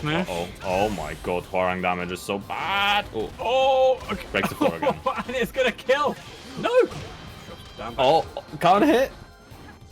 Are we gonna see a comeback? Plus frame. Oh, they should have continued the plus frame pressure. 1-1. Gotta love it. Also, big shout outs, Boxty. Thank you for the $18 now, altogether. Oh damn. Boxty with the monies. Let's go. Yeah, we're $46 now. 6. We're $4 away from 50, or $4.69 from a better number. I haven't actually seen the match reader, so I don't know if we've got any extra cents. I'm just guessing. Okay. Guub pressing buttons on Wake Up, getting that wall splat. No wall combo though. And yeah, like Cheryl said in chat, and whoever wins this guarantees their spot in the tournament tomorrow. Because top 3 goes through. Oh, and there's the back grab into the guaranteed. He does it again. And again, two break. This grab is so stupid. This grab is so stupid. The fact that you get a little free move on it, it's very silly.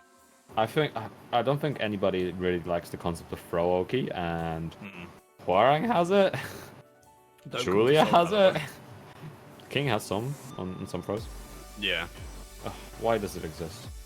So kind of regardless, a lot of it. We deal with it a lot. If you got it, then rinse it.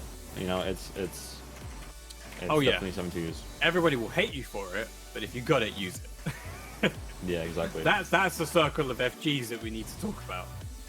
Yeah, I mean, the crazy tools, the crazy characters. All right, here on the circle, and then you playing them and using them are here, and then people hating you is here, and then it comes back around, you see. The circle of life. Exactly. And speaking of the circle of life, did you know that what actually happens? So we run a tournament, people win, but they cannot play anymore because they're hungry and they're starving. But an easy way to remedy that circle of life is to donate to Maturino. Drop the code TNT rule RUL4 is the code for the day. The code hasn't run out yet, so evidently people have not dropped it enough. Make it run out. Come on, we can get there. Drop the code in. It's 50 cents. I did it during a lobby reset. You can do it too. TNT RUL4. It's six letters in a number. What's the term? My brain is fried right now. Alphanumeric? No. For a series of letters and numbers. For characters. It's 7 characters long. That's the word. 7 characters long. It takes you less than 2 minutes to put it in. You've already got the link in the chat. Do it. TNT RUL4. Let's go.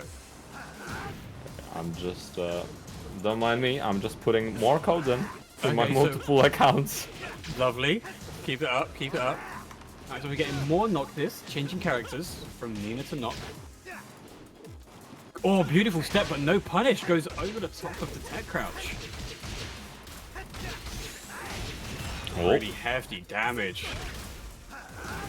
Great. So is it down back 2, down back 1? Below, down back 2, yeah. Yeah, is it You actually can't parry, reactable offline? Offline it is. Online it might be a bit difficult. Okay, fair enough. It should be reactable. I think just about. Like, if you're used to it, you can react to it. It's quite fast. Alright, Guub showing why was a problem.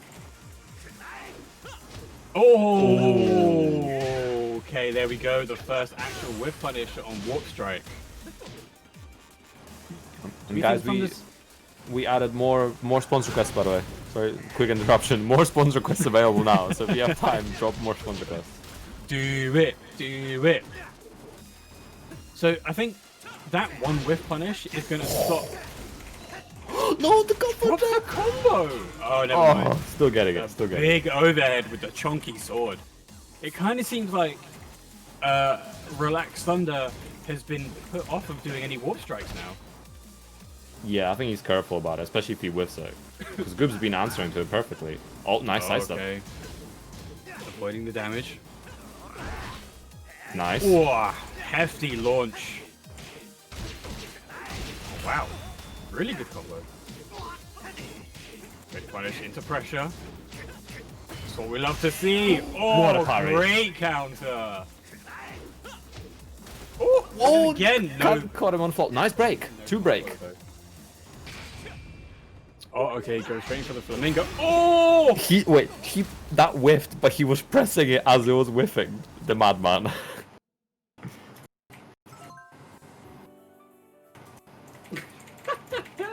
He was...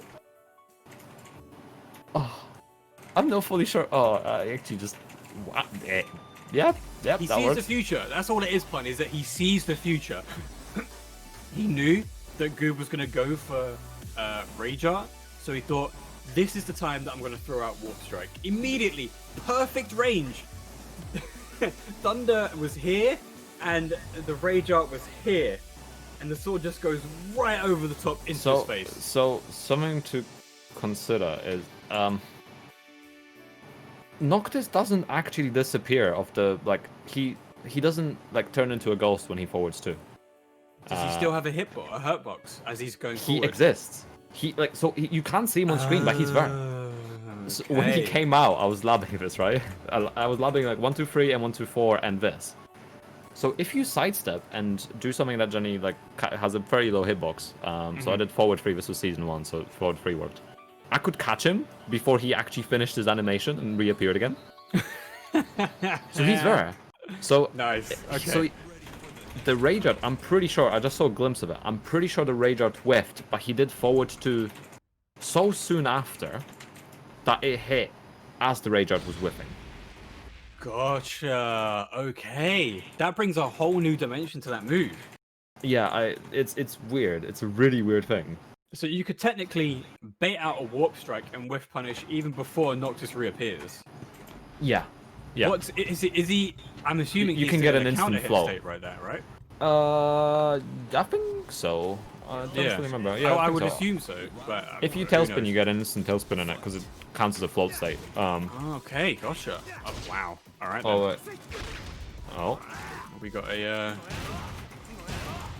Oh, okay. Oh, I guess Like- I guess we're redoing something. Yeah. Looks like we're getting a reset for something. Have a quick look. Yeah, I think we're just redoing probably a lobby bug or something. So. Oh, we're doing a stage pick. Okay, so we're just redoing quickly to get. Stage Oh, gotcha. pick. Okay. But according to Lord Grimulus himself, there's a funniest survey on Maturino. That's about 30 cents. It's super easy. Oh, I see it. There it is. So if you guys want to do it, in the meantime, while we're waiting, just go for it. It's apparently just 4 questions according to Mod in the chat. Thank you, Mod, for writing. 4 questions. It's nothing. You could literally, if you can do it before this ends, well worth it. Well worth it. I just saw there's one I just saw that said retweet Chicago Tekken. I was like, yeah, nice, more Tekken scenes. Oh yeah. Shall I try and put a Soul Calibur one on there? If you want. retweet Soul Calibur. That'd be a good shot, you know. You never know. Okay, we'll retweet. 20. There you go. Smudge said just did it 20 seconds. It takes about as long to put in that coupon code. So okay, if you do the coupon code and you do the survey, it takes less than a couple of minutes. So you've put in 80 cents for literally waiting for a game to start. And if you do it over and over and over again, if you do more of the quests, it's even more money. And there's literally zero reason to do it. To not do it. Yeah, Yeah. simple and clean. Easy peasy. That's the way you're making me feel right now. Spicy. So the Huo Nina mashup, what kind of tools do each of them have that means the other one could come out on top? Because like you say, they're both high pressure characters, like to rush you down a lot, like to mix you up. But who would you say comes out on top in that encounter? So Huo Jenny will get more damage, and I feel like a lot of his tools have much better range. Nina has a lot of inconsistencies with some of her hitboxes, where you like shield her sidestep and try to whiff punish, and then just whiffs out of nowhere. So I would say Huo is probably the one easier to sort of access the damage. Like Nina players have to work a lot harder to get to the same kind of level of damage. Okay. There's a lot of execution behind the character. I mean, yeah, I think Huo is just a better character in that sort of aspect. Like, just makes sense. I mean, there's a few things like chain throws and stuff that Nina has access to, but that's good against people that aren't aware of them. But people that have a bit easier way of dealing with it. Sure. But Noctis, on the other hand, I think has actually good options.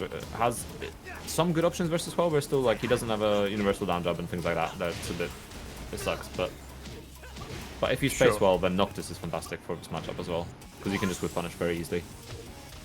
As we've There we seen go. before. He's gonna go. Okay, so we've seen Guub do this a lot. He's done the back grab into Oki multiple times, twice at the end of a game. But it looks like Guub is trying to mix that up now. He sees that Thunder might be able to adapt to his playstyle. Yeah, and just like that, like I was talking about whip punishment. Beautiful whip punishment backdash with down forward too. Absolutely fantastic, and you can do it from so far away. You might as well.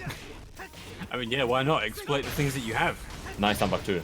Nice picks him back up with it as well. No break. And there it is. Okay, he's Down gonna do it Loki. again. Gonna run up, do the back grab. And No. again. He's gonna try and send the floor. Break. Good. Do not spam that grab. That's what you get. Guub is now adamant that he's gonna try and mix it up. Oh! Gotta be careful. So Nice close break. to a perfect whiff punish. At the same time, Guub could be really conditioning hard here, because he keeps going for the 2-throw. Just change it to something else, and now you're getting 3 throws, even if you're not getting the Oki. Okay, good whiff punish. We got the carry. Nice into the carry. wall.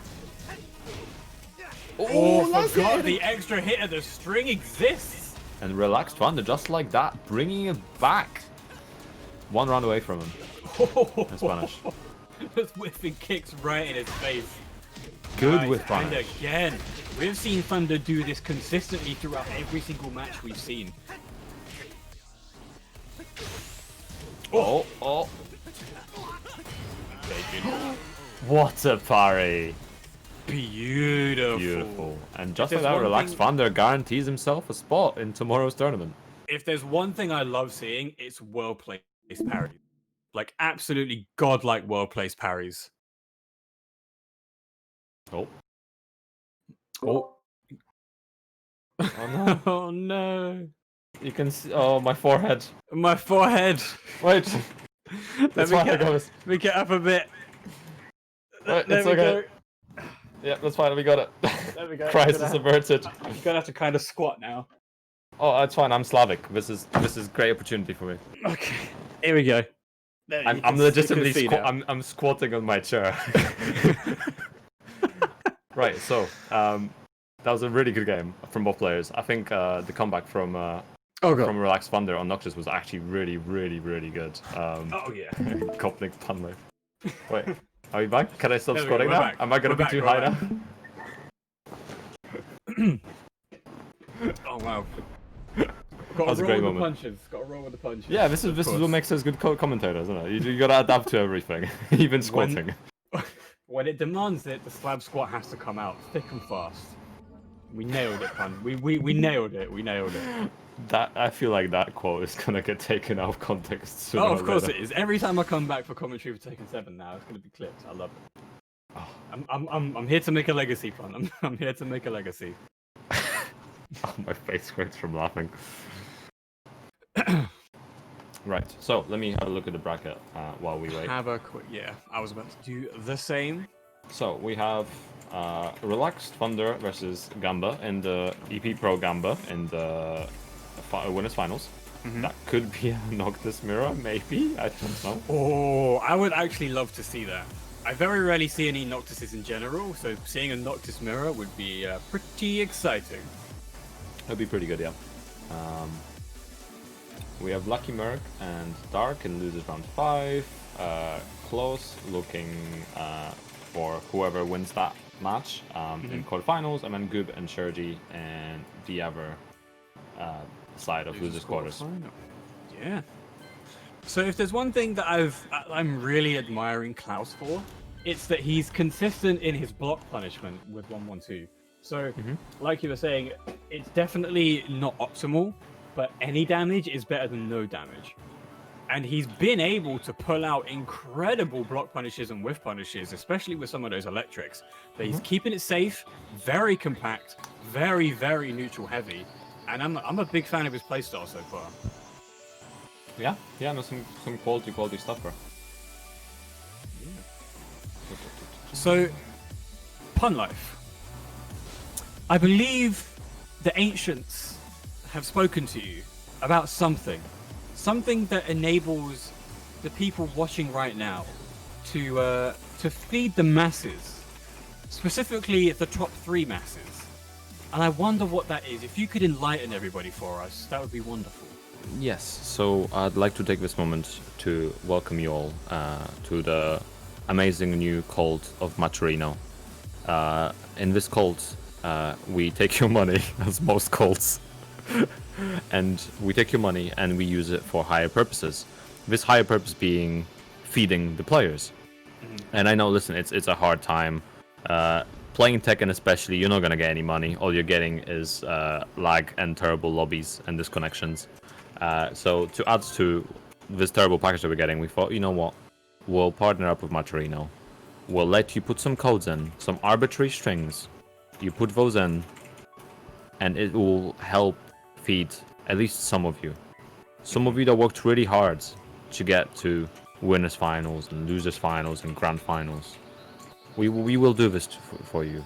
You put the string in, we'll do the rest. All the money goes to the players, and you know they can get Nando's. It's like the eat out to help out scheme, but we thought of it way sooner than the government did. Yeah, of course. Yeah, we did this before We are the quarantine. pioneers. Boris who? Anyhow, yeah, that's how it works. You literally drop the code in, the money goes straight to the pot, And the top 3, because we crossed $30, the top 3 will get a nice split of the money, and you can just spend it on whatever you want. Do you want some food? Go for it. Do you want some frame data? You can eat some frame data. Well, kind of. If you press after your minus, you probably eat some frame data, literally. But so there's a kind of meme going around the Soul Calibur EU community. As I'm sure some of you may be able to tell, I have a rather deep voice, and you know the cadence can go a little bit lower. There is a little bit of a thing, a bit of a joke going around that I have an ASMR voice. So what I will do for one person, if they get us over a specific milestone, is say an ASMR phrase of their choosing into this microphone for your pleasure. So if we can get over the amount of what we're at currently at $51, if we can get to 60, if we can get to $69.69, the person who gets us there, I will more than happily do something for you with this beautiful voice. So there you go. There's the incentive. that's a beautiful incentive. I feel like we should do that more often. I mean, we once had a goal on Matcherino where after we reached the goal, I had to do karaoke. I dreaded that. That was horrible. I did do it. I don't remember what I sang, but it was awful. It was legitimately awful. I don't know why I agreed to it. And oh boy, here comes the mirror. Hey, okay, I'm excited for this. I'm very excited for this.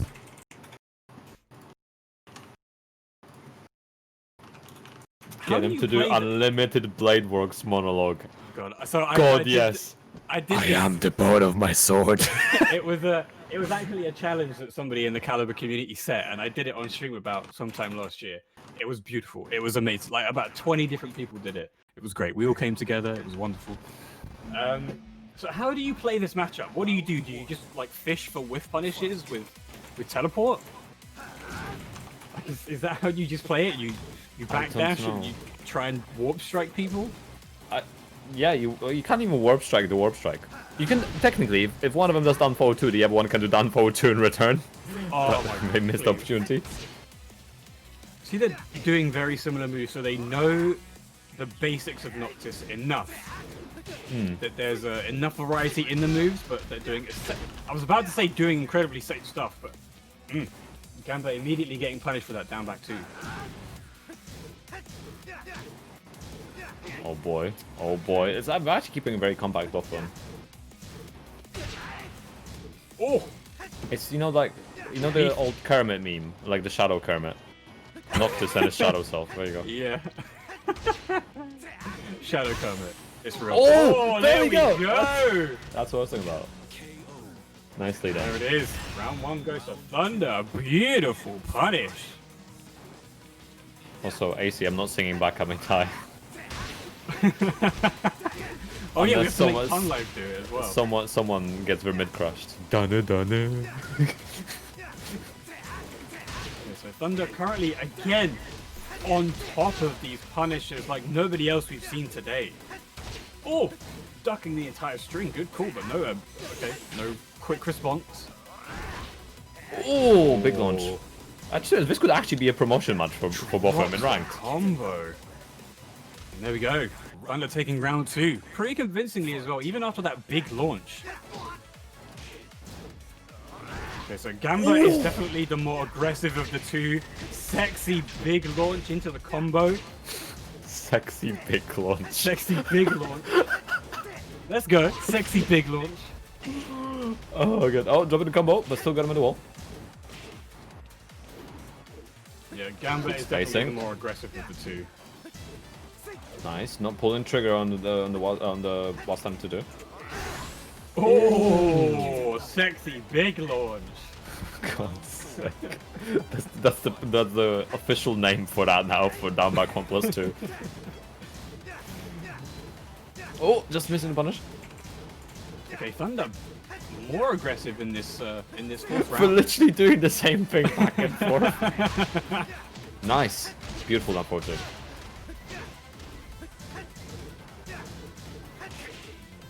So it does. Oh, okay, I was about to say it does seem like they're just trading blows at the moment. keeps Oh, not a natural nice strength. punish. Down back 2. Oki. Ooh! Wakes up crouching. Oh! Okay, this is going to be some hefty damage coming out. Nice damage. Puts him into rage. Oh! Oh! And he Still gets him up. an Oki! No punish! My second hit. Forgets that there's a second hit to that string and we're going into the final round. Thunder was- versus Ygamba. That was so risky. The second hit is so punishable. So pulling that off. Beautiful condition from Gamba. Flying knee, sexy big launch gets blocked. No punish. Very bit small. I'm gonna pay the price for that. Good Oki. Pressure from Thunder now. Previously playing very reserved, very neutral, and is now just Nice. not giving a damn good punish into the carry. In the wall, Oki. Oh, good patience by Thunder. It recovered really fast, so you can still get a punch from it. Oh, there's the wall splat. Oh, the wall bounce, a new mechanic in Tekken. Well, relatively new now, I guess, right? Yeah, I mean it's still new to this. It's new to this game. It didn't exist in any of the other ones. But the reverse sweep from Gamba, beautifully done. Beautifully done. Coming from 2 rounds down to taking it 3-2. Woo! Mwah. Indeed, It's because he yeah. hit him with the sexy big launches. That's what happened. Oh man. Okay. I'm just looking back at me tie lyrics up. Just in case. All right. What are we at for the match arena now? We're at $53.69. Okay. We've got the 69 cents. What do they need to do, Pun Life? How much more do they need? They need maths. $16. I wasn't paying attention. I was like, wait, what? They need $16 to reach $69.69. $16 to get $69.69. That's not the limit of the matcherino. It just means that I will be required to hold up my end of the bargain. You are more than welcome to donate way more than that. But that is the milestone that we need to reach. And I feel like I'm you gonna know, get in big, trouble Big with thank Grim you for this to as well. everyone doing the G Fuel things and the surveys. I see like a ton of people. Like I see Ren doing different ones and dropping like little things. I see King Kong doing a couple of surveys as well, or a couple of the things. AC, Infested TK, Mob, Poimondas? I can't say his name. I'm sorry. Honestly, Terrible. big thanks. Everyone that contributed either through the code or through code and the surveys or through just the surveys and the other stuff. Jesus. And big thanks. You're all absolute legends. Yeah. Anybody who takes the time out to put in a coupon code, do a survey, and actually donate as well, you're all heroes. You keep tournaments like these going with your support, so yeah. Big thank you. Exactly. Thunder is completely dominating so far. I mean, the last game wasn't a complete stomp, but Thunder just seems like the more experienced player, the guy who understands this matchup way more. Yeah, I think he needs to be very careful though, like, especially with closing out. Gamba's definitely making some big comebacks, and I think a lot of it's coming. Oh, nice. Okie dokie. A lot of there it's we go. coming through the fact that Thunder maybe it just isn't closing out in like a really safe way. Cheeky low. I feel like Gamba could really do with doing more lows because he's getting most of the. I keep saying he. I have no idea. I'm just assuming here. Gamba is really getting a lot of work out of the lows, but they seem to be doing a lot more unsafe stuff. It likes they're getting a little bit frustrated with the fact that Thunder is winning. Yeah, like and to- it's so difficult, especially in like some of the human one. At least here they have more space to backdash and sort of space out. Obviously, Hook is one of the smallest stages in the game, so it's a lot more difficult. But again, Gamba clutching it out. Noctis gets some pretty solid damage also. It's you got to be very careful what you're whipping. Nice interrupt. See, this risky. is what I'm saying. Gamba's getting so much of their damage from these lows. And again, Come back to oh, forgetting about the second hit of the string. good confirm. Okay, Thunder looking for that punish. Nice, beautiful. Great call.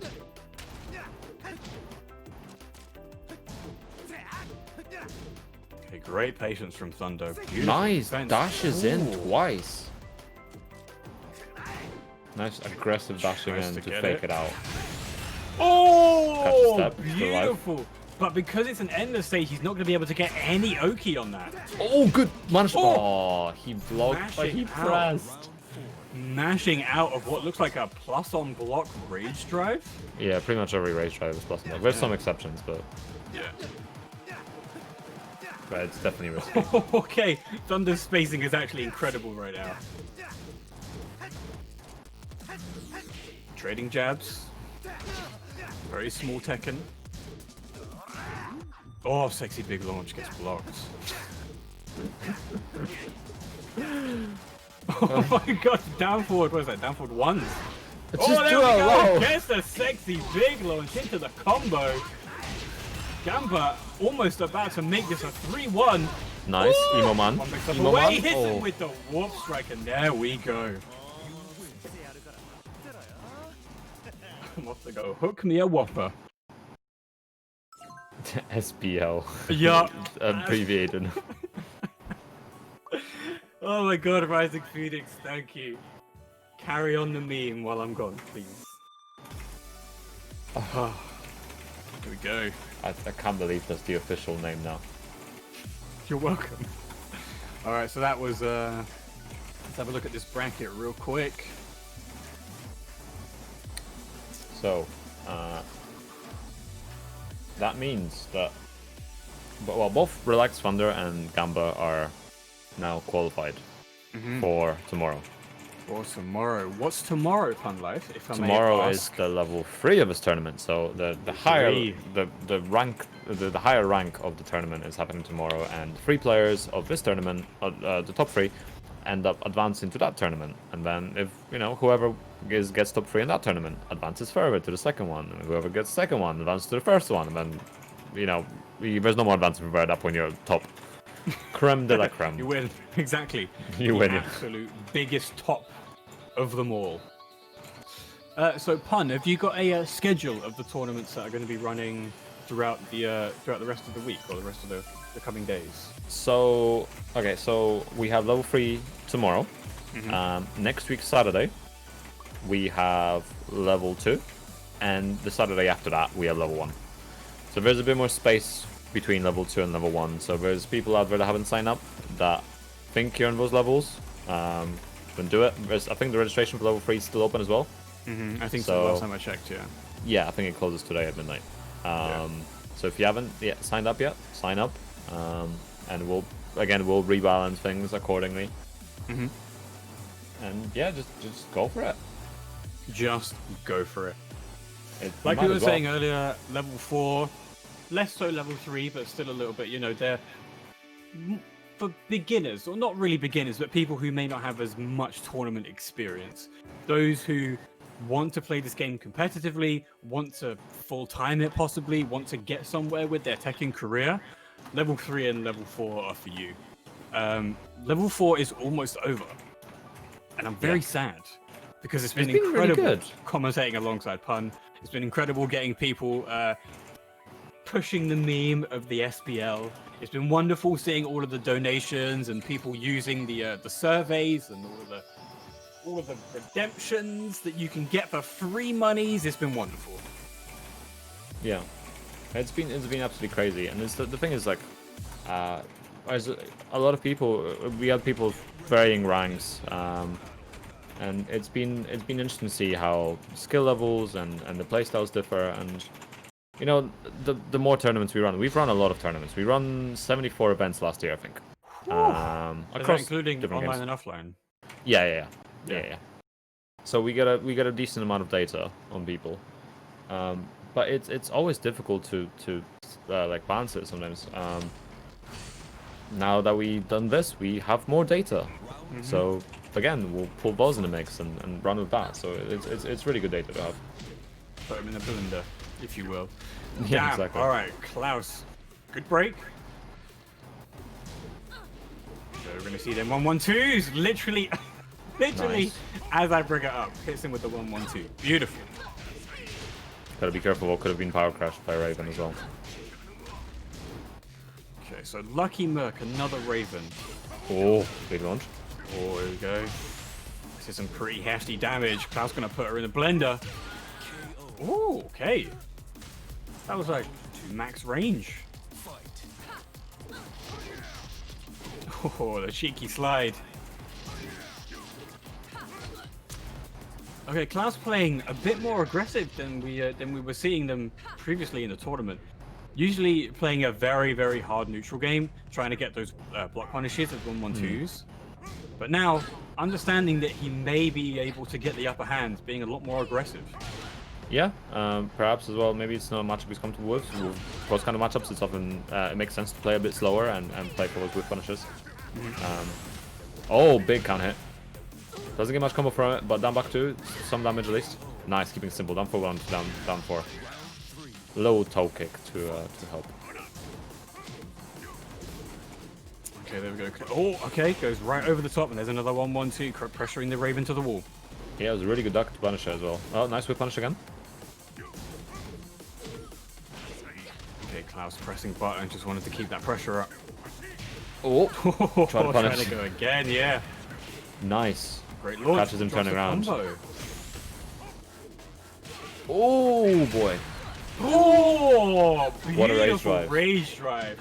It's gonna be a sexy bit of damage. Oh, stays on the ground. Good call by Klaus. Klaus trying to close off the low lows. Oh, catching the whiff. Great call. Gotta be very careful with whiff punishing after forward 4-2 because it's for a lot of cards it's really difficult to punish, and if you don't punish it correctly, he'll just recover and then you get whiff punished for trying to whiff punish, which is so tilting, especially online. I hate it so much. Well, it's the dangers of online, right? I mean, you can only emulate an offline environment so much, especially with the inbuilt kind of peer-to-peer connections that Bamco fighting games have. But you know, it's all a learning experience. Sometimes you have to get whiff punished for your whiff punish 400 times to realize that sometimes you've got to stop trying to go for whiff punishes. Yeah, perhaps. Yeah, he learned the hard way in some ways, I guess. Well, it's not over yet. That was only game 1. We have more to go. God, what is the temperature right now? I'm gonna have a quick look. What is the temperature? Temperature in London. It's 31 degrees. 31 degrees centigrade. No wonder I'm melting in this heat. That's not too bad. I mean, it's bad, but it's not too bad. Like, yesterday was a lot hotter. Like, yesterday was like 35 or 37. Yeah, it was about 35 at peak, so yeah. Yeah, not so ideal. It's bad, but at least it's something. It peaked at 35 today. Yeah. It's too hot. It's way too hot. But at least we get to stay inside and play some fighting games and enjoy a wonderful tournament with one amazing commentator and one called Dana, right? I was kind of hoping you did the opposite way around to roast me, but Oh no, of course not. Of course not. I mean, I've roasted you enough by telling people that you told me to play fucking Leroy, and now they'll hate you. So you know, my work here is done. bold of you to assume they didn't hate me before. Fair play. Fair play. Anyhow, card to change. Interesting to see Josie. Yeah. Ooh, just missing the whiff punish. Okay, getting the pretty hefty combos. Wow, Klaus, no fear with these lows. Oh, nice low parry. That was horrible. Just holding back, waiting for the perfect opportunity for a low parry. That's what I like to see. Yeah, really, really well done. Nice. Oh, and again. Not many people low parry that. I mean, I always get hit by those. It's testament to experience and skill. A good neutral game. Whoa. Klaus has been dealing with the switch stance quite well so far. Very, very, very neutral heavy game right now. But Klaus managing to capitalize on some movement. Good break. Oh, knee in the chest. Klaus really punishing really well. Well, he's been punishing really well the entire tournament. Yeah. There's a couple of things he can improve here and there on block punishment, but for overall, he's really whiff punishing very well. Nice forward 4-2. Good block on the low. Klaus just seems to have Merc's number at the moment.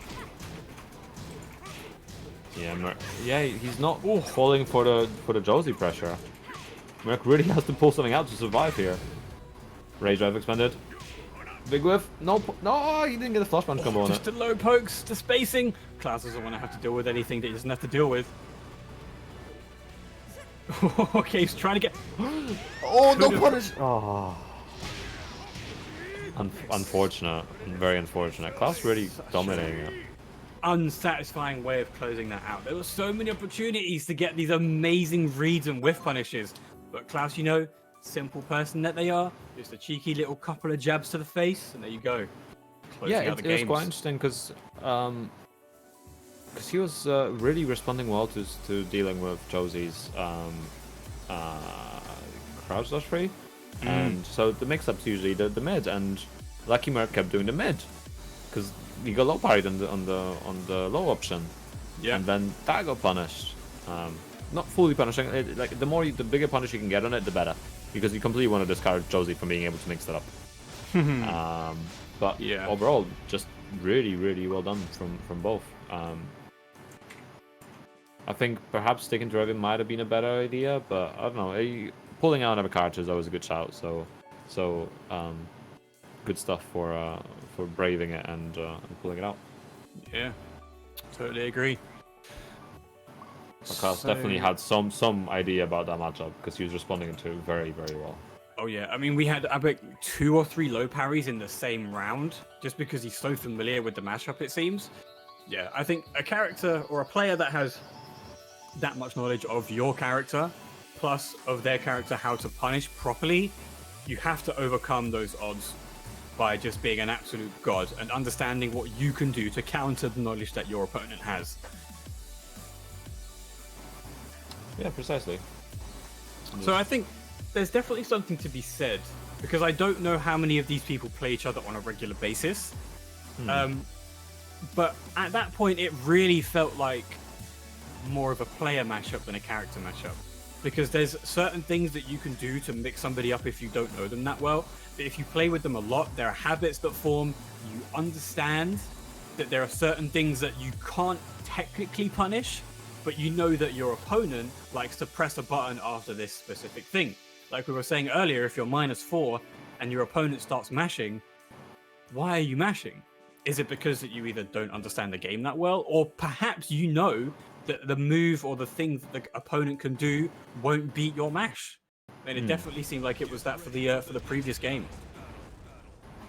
Yeah, precisely. And I know it's interesting to see because a character like Josie can be really difficult to deal with, especially if you don't know how to respond to switch stance options. But you know, sometimes people respond very well. Like Klaus responded brilliantly to it, keeping it slow, slowing the game down, spacing out with punishing.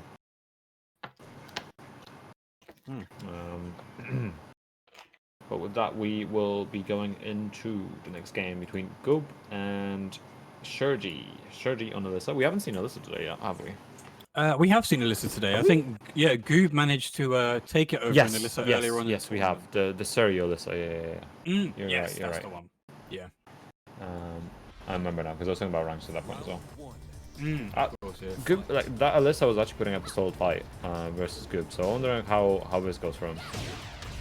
Oh! Shoulder bars, like, straight in the... Again! Guub is just getting pressured so hard. Oh boy, backlash, good keep out. Lovely backlash. Can't go wrong with it. That is a combo that I'm going to have to learn, because like, I know the basic backlash combo, but that combo looks way more stylish. Oh my god, this is dead. Uh-oh. Okay. Oh, there we go, finishing it off with the Rager. Ooh, what a spicy beginning to the round. Last frames? Oh, go and check it down for 2. It doesn't get the wall. There we go. Trying to get that Oki. Oh, and a backlash. Nice. Oh, good patience. Punishing the power crush. Oh, got the mix-ups. Shergie just wasn't able to deal with it in that round. Oh. Nice. Good opening with 4. Immediate swift kick to the face. Okay, Guub again on the right side of that wall. God, ridiculous pressure. Oh, very sweet bang. No Oh, breaking and two, there's that's the dead. back grab. There we go. Round 4. So Guub immediately recognizing that he understands what this Alyssa likes to do. And it's press a lot of high pressure buttons immediately right out the gate.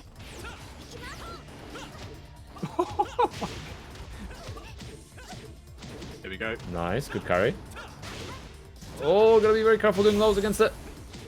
Okay, Shergie just doesn't want to stop pressing Oh, and buttons. Don't again! punish. But Drops the combo! It's very unfortunate the wall can mess you up so hard in Tekken, especially side walls. Oh god, side walls literally take lives.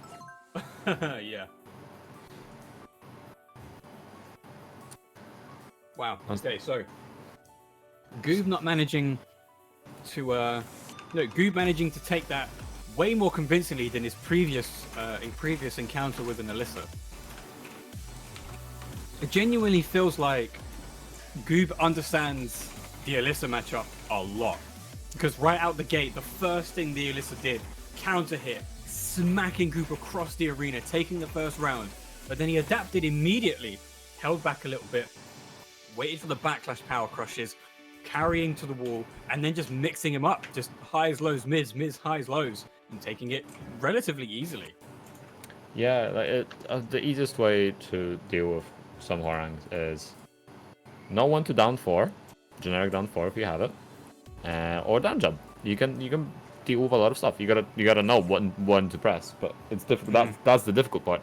But you can get out of jail for free with some of those things, especially then if you can space out and do it. But if you're at the wall, it's a lot harder. You can't backdash, you can't sidestep, so you know, power crush maybe. Here's a question I have for you, Pun, and I guess for the chat at large. So we've had a new character come out, Setsuka, old character, legacy character. People are claiming that she's really, really strong.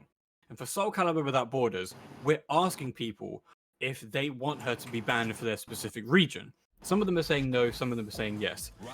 What are your thoughts about banning specific characters? Because I know in the Tekken community, especially overseas, like in Pakistan, they've banned Far Cry. Oh yeah. Just personal thoughts, no judgment at all. What do you think about banning those types of characters that the community kind of feel are a bit broken? So I would only ban characters around the level of like if it's like Omega Rugal or some like if it's like a boss level character like not what's his name, Inferno, something like Inferno, like something that's like made to be busted, or like Gil from SF3 story mode, you know. Sure. Things like that are like generally busted, or things that are broken in terms of game sense. I think that makes sense to ban. Like if it's glitched, then you don't want to be playing against it. If it's strong, but it's beatable, then I don't agree with banning it.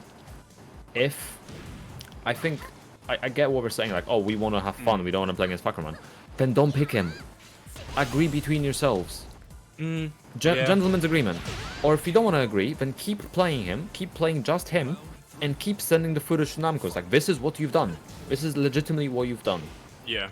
It's, if you just ban him, it's, you know, like, it's not really a fix to the problem in any way. Like, you're just escaping the issue. I totally agree with you, Pun, that, you know, having evidence for why a character deserves to be banned and sending it to the developers is way more effective than just saying we're banning this character just because we don't like playing against them. So yeah, I agree. Yeah. But yeah, can we all agree that Guub is a bully? Because that first round was... I think we need to ban him from the rest of the tournament for what he just did. Oh boy, I think the karma's about to hit. Yeah, I think it is Tons as of well. damage. Waking up in the correct stance! That back sway! Oh my god. That Absolutely was beautiful. so sick. Yeah.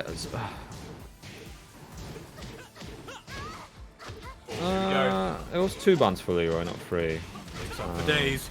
But yeah, it's. Oh my god! Okay, Guub, you're a madman. I'll talk about Namco in a bit actually. Somebody, There's too much happening on screen.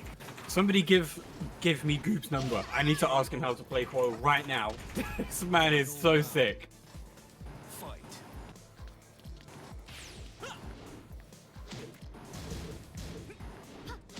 Alright, here we go. Mix-up's good spacing by Shergie. But Guub just not perturbed at all, just pressing that forward button. Running that backlash, good call. Ooh! That's a really good throw animation. Ooh! Catching me out of the air. Holy cow, I guess that still cut down 3 somehow. Oh, there we go. Back That's grab. not dead. He's not dead just yet, but in rage. And there we go. Punching catching the her wake in squarely in the back. Guub taking it 2 games to 0.